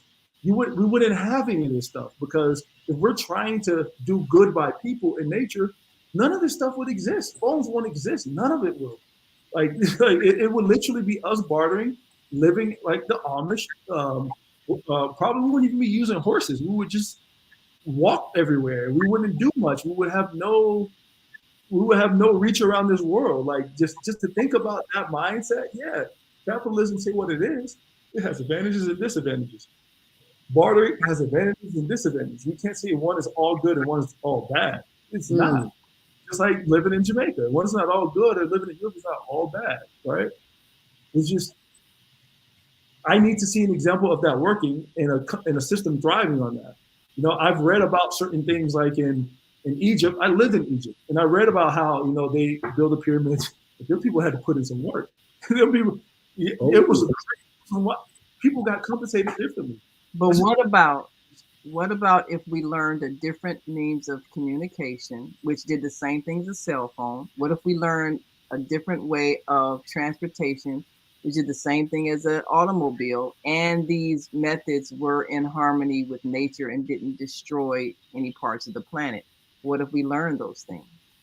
I would say it's theory until it's actually being proven. You know, I can say what if about a lot of things, but I like to work in what I know and what's here. I can't tell you other than what I know, what hasn't worked. I have to have legitimate, feasible, tangible things for me to understand the way that something else will work. If I don't have it, I have no knowledge of it ever happening, and there's nothing being documented. Cool, okay. I've saw where you know, the ancient Kemet, you know, the Egyptians were traveling and doing whatever. Cool, but we don't have that technology. That technology was lost 12,000 years ago. We're here now, so I get it. I understand that. But what we're living now with the resources we have now, we got to make way with what we have, and in order to continue to either even try to find that different, like the pyramid. The reason why the pyramid is still there is because it's built from the earth. You can't destroy something that is built from the earth. Right? You can destroy the phone, you can destroy the technology, but you can't destroy itself. The earth's going to destroy you before you destroy it. Right? So there you go. I understand. Trust me. I've thought about this through and through, and I prefer a life like that. I grew up in the hood with no money. I get it. I grew up dirt poor. I would love for everybody to have money, but that's just not the world we live in. How do we create this? I don't know. Can we try to start it? Possibly. Has something ever like that ever worked? Yeah, but over 12,000 years ago, that has been lost. Now, if we tap back into that knowledge, cool. But then that's kind of like sci-fi. Like, it's like, you know, who knows what's going to happen? But you know, there's so much that you taught today that people had no knowledge of. You don't know until you know. I mean, so much of what you taught today, people had never heard and didn't know it existed until you taught it. So you don't know what you know until you know it. Yeah. So all we need to do is seek the knowledge and find it. Yeah. So therefore, we got to bring knowledge to the table, not theory. Well, alrighty now. Knowledge versus theory. Yeah, we got to bring knowledge. Baba, did I lose you? No, you didn't. And knowledge, you know, knowledge and wisdom. Theory is a 1 and 1 is 2. But the thing is, 1 and 1 is not always 2. It can be looked at as 11. But the whole thing of it is wisdom and knowledge. You know, understanding that knowledge and where does the thought come from? How did that person conceive that thought? Where does the consciousness come from to give that person the ability to see that I can take this brick and put it on top of this brick and measure it out to where I put all these bricks in a square, and then it just keeps stacking them on top of that until I get a point. That was all divine intelligence, because we conceive that the consciousness of the Creator is allowing us to conceive of what we do with it, because the university that we live in is the university of life. And the part of that knowledge in which is given called consciousness, through the water, plants, through the trees, because you can get a PhD in nature. And the thing that we're doing is that we're exchanging what Lance shared is something that we didn't know about the watermelon rind. But if you look back in time, that grandma knew that if we cut these off and pickle them, then we eat them, because there was a certain thing that was given to them saying, we don't know all the science of it, but we know that it works. See, and each generation has taken it to find out and investigated and say, oh, this is in here, this is in that, this is in this. So what we're doing is that we're not reinventing think if we're just adding new tread to go down the road of life. Well said, Baba Kwame. I want to thank you for that, and I want to thank all of you for listening and for getting this information. And be sure and share this information because everybody needs to know what's going on here. They dropped out for a second, but they are back, and I want to share some of these comments that we have. Soul Purpose Healing, Deborah says, Zelda, we're going to get you somewhere. No, don't get me somewhere. Get me to Jamaica. Somewhere I want to be. Jamaica is where I want to be. Viata from Soul Purpose Healing says, people look at getting a return on their investment of time and money. Cleaning people don't invest a lot of time or money in their skills, so their expected return is lower. Wow. Yeah. There's a possibility of that. And she also says we give financial rewards for the investments people make in their lives. Utopia coming soon to a conscious city near you. I love it. Thank you, Viata. Yes. Just like AR, there are positives and negatives in this technology. Not going back to walking when flying cars are being created. I know that's right.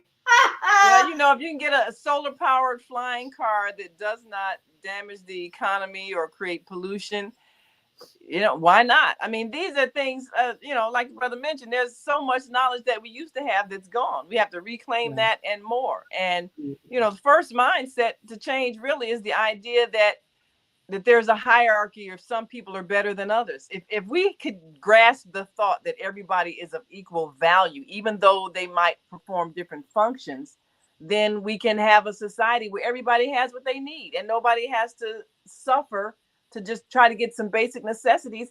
And we don't have to diminish the quality of life because everybody contributes to that quality of life. So whatever your contribution is, whether it's sweeping floor, braiding hair, building computers, or running a farm, whatever it is, that's your contribution. And for that contribution, you should be able to get what you need to survive and to thrive. That's simple concept. And we can do that. Yes. And we are doing that. It's just a slow pace. Slow pace. And sometimes a slow pace is a better pace.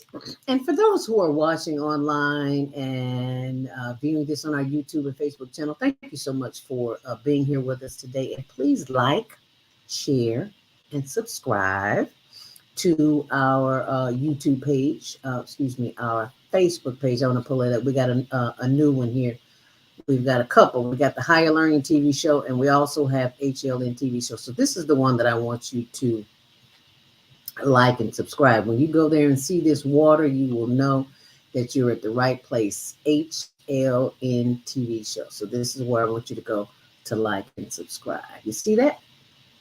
You see up there at the top, it says Higher Learning TV show, but so just subscribe that. And please share that, like, and subscribe.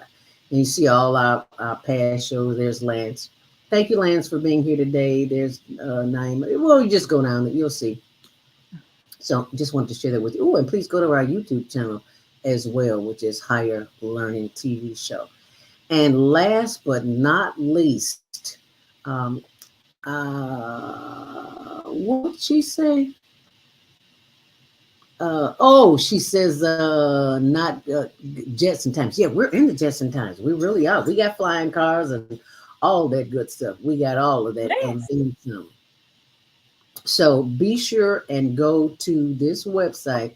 Where is the brand? I'm pulling it up here. Easy. There you go. EasyHerbal.com. That is the website for exotic herbs and superfood supplements that Montre Hartage and Lance Kearse are the entrepreneurs of. I am a long time fan of sea moss, so go to that website. I've been taking it for a long time, and I'll probably be taking it for the rest of my life because I know I feel better, and you will too. So be sure and go to EasyHerbal.com. Any closing thoughts? Zelda, when we stretch our minds and think of the possibilities, because we've been conditioned for so many generations to think that there is a power over us that we don't have the ability to overcome, it's difficult for people to think in terms of creating a different society than what we have.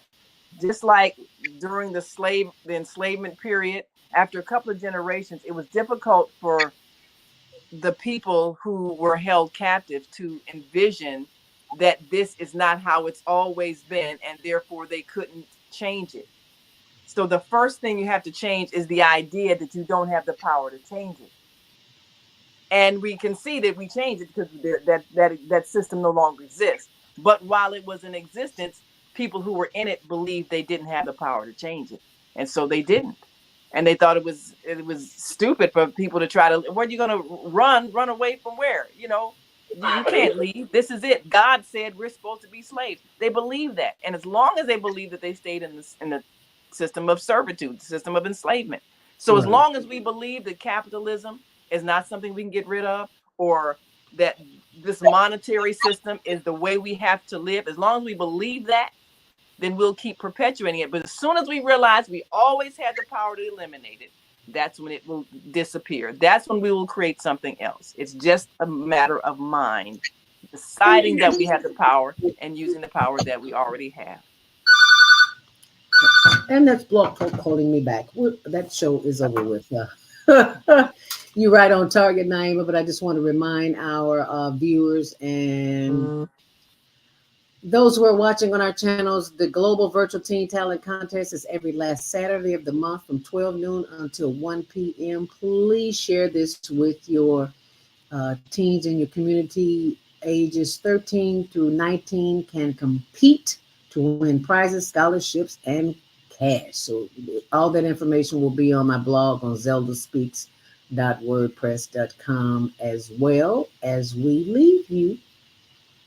Reminding you tomorrow, join us 7 until 9 a.m. Central Standard Time on blogtalkradio.com, The Female Solution. And I forgot to mention about the donations for our homeless project on Instagram. You go to our page, instagram.com/hln.homeless.project. And if you'd like to contribute to help the homeless get heaters, generators, and butane, they always need butane. Even though it might be 70 degrees at night in Chicago, it's a little cold outside. And this is where you can send those tax-deductible donations to higherlearningnetwork.org. Cash App is Zelda Speaks. And PayPal, it's higherlearningnetwork.org. Just go to the website. All the information is there, and you'll see that information. And this will help us continue to help the homeless keep warm and pay for those prizes and scholarships for our youth. We're always talking about how bad they are. They killing and carjacking. Well, let's do something about that. We can do something about that. Make a donation, because you could skip a hair or a nail or a shopping experience and make that happen. Karen Hill 227, one of our team members, says even the Amish sell various products using modern vendors and stores. I'm like, you're right there, Karen. Thank you so much, Karen. I missed my 9:30 call this morning, so I guess it'll be at 10:30 this morning. So Thank you. Thank all of you for participating in this. Be sure and check out OnAirEverywhere.com with Naima Latif of the Media Connection. And be sure and text us if you want updates, and we will send you that weekly. We don't send it out every day. Text Monday Morning Mindfulness to 219-699-2114. This has been a very enlightening show. NFL players changing the game. And the after show with Naima Latif has been my pleasure. It has been an honor and a pleasure. I look forward to seeing you back here tomorrow morning. Not me, Jody Susan Essentials, on self-care. And we will be right back here, and we will do it all over again. You think today was good? Maybe wait till you tune in tomorrow. So stay on purpose, Stay empowered and stay tuned and for more of the Female Solution. And thank you so much for watching. The Female Solution Global Radio TV Show invites you to an invigorating conversation with our team of hosts Monday through Friday, 7 a.m. to 9 a.m. Central Time. Start your week with Monday Morning Mindfulness with Zelda Speaks. Tuesdays, Self-Care with Jody Susan. Wednesdays, Repairing Broken Families with Naima Latif and co-host Kareem Hamid. Thursdays, Soulful Solutions with Dr. Debbie Green. And Fridays, Health and Wellbeing with Beata. Saturdays, tune in 12 noon to 2 p.m. Central Time. First Saturday, Success Strategies with Jana. Second Saturday, Wendy Williams Esquire on relationships. Third Saturday, Move Around with Deborah. And fourth Saturday, Wisdom with Mama D. Join us Sundays, 7 p.m. to 9 p.m. Central Time for Soul Purpose Healing with Beata. Call in and comment 515-605-9325. Press 1 to speak.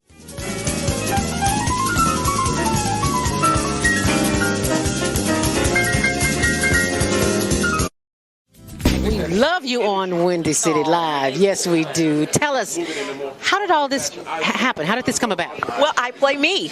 I play Val Warner in Chirac, which is really cool. So when people see this movie, they are literally seeing Val, and I am a reporter in the movie. We talk about the violence, but what can we do personally? I think we got to be engaged, and I think engaged in a number of things. In our block, in our home, in our neighborhood, we got to be engaged. We got to fight the issues. We got to fight a government that is abandoned, whole communities on the south and the west side. We got to fight a governor who's cut out every youth employment program, who's cut out violence prevention programs, who's abandoned our communities and the poor and the vulnerable. And I think we got to reach out to our brothers on the street and love them and respect them and help them, not just demonize them. I'll just say like this. First of all, give you the history of coming to Chicago and telling my jokes as a young cat. I'm 37 now. I started about almost 15 years ago. Elroy taking me under his wing, letting me do some jokes here and there for the radio stations and all that kind of stuff. I learned that no matter what you do and how much of a genuine heart you have, and if you're coming from a good place, people are going to criticize if they don't agree with what you're doing. Yo, what's up? It's your man Tony Schofield from 106.3 Chicago's R&B, and you are watching Men on Higher Learning. Now, I used to hang around with some men that was into some higher learning. It just wasn't that kind of higher learning, but I got myself together now, okay? What is it that you do in your quiet time, in your meditation time, that allows you to bring us the films that you do? I sit courtside in Madison Square Garden, world's most famous arena.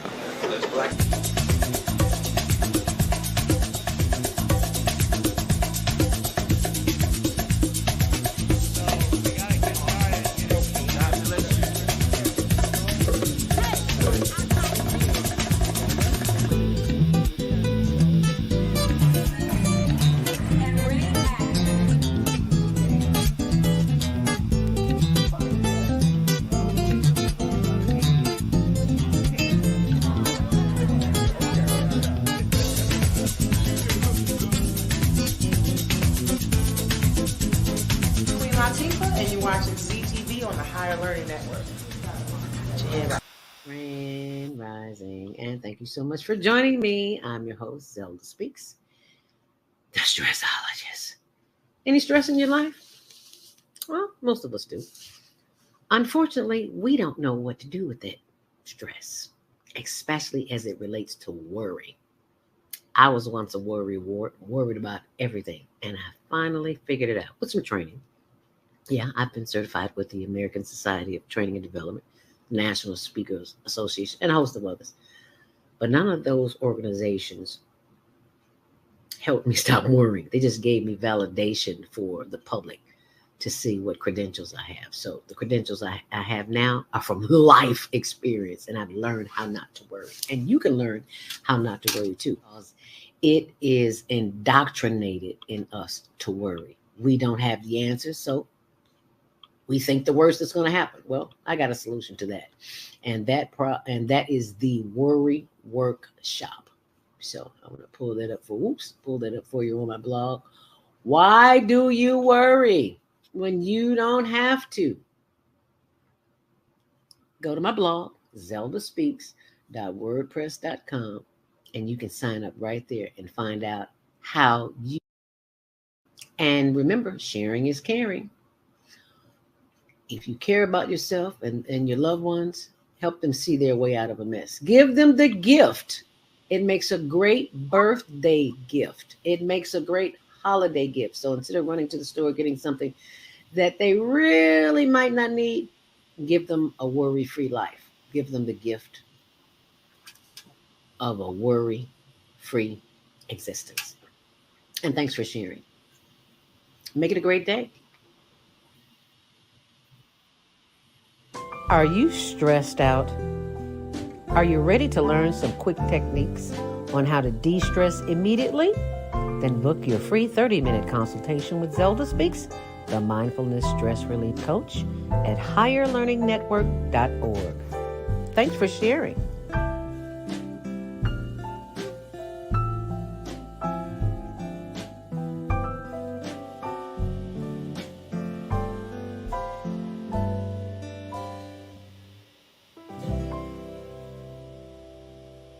Are you stressed out?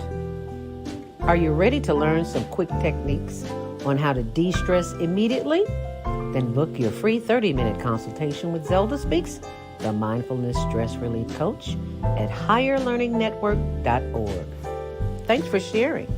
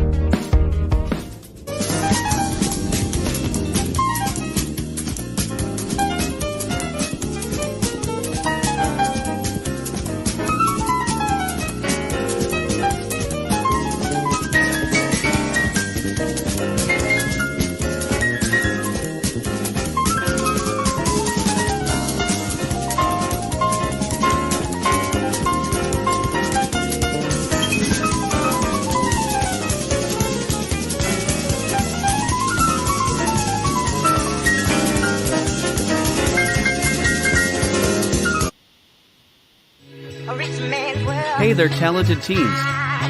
Are you ready to showcase your skills and potentially win cash prizes and scholarships? We're excited to announce our global virtual teen talent contest, where you can enter by submitting a 1-minute video of your unique talent. Here's how to participate. 1. Record a 1-minute video of yourself performing your talent. 2. Share the video on TikTok. Include the hashtag Global Virtual Teen Talent Contest. 3. Tag 3 friends who also have amazing talents.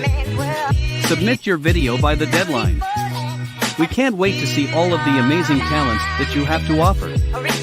Remember to be creative and have fun with it.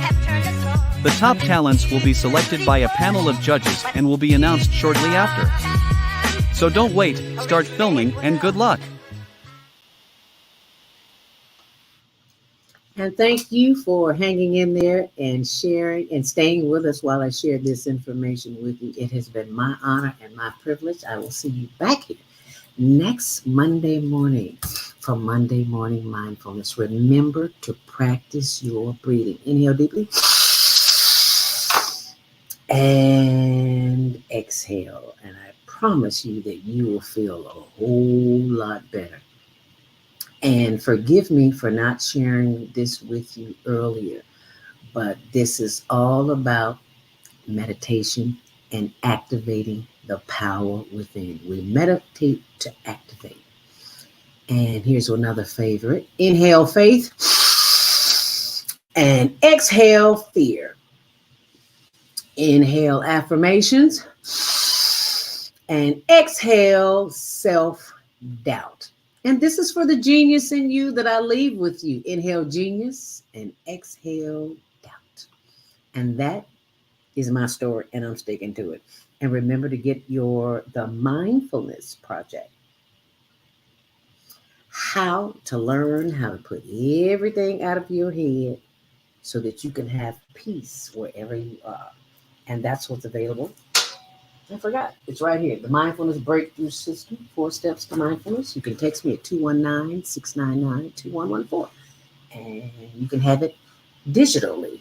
I'm looking at my ring light here. You can have that digitally because nobody does CDs anymore. I got CDs. It's so funny.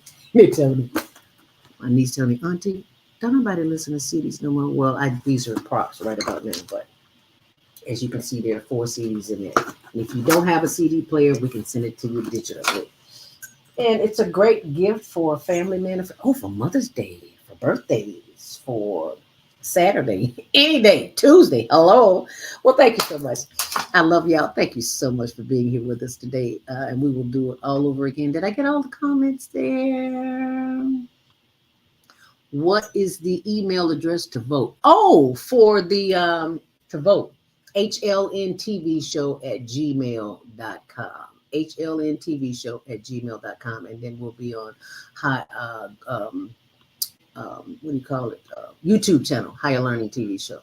And I'll pull that back in there so you can see it too.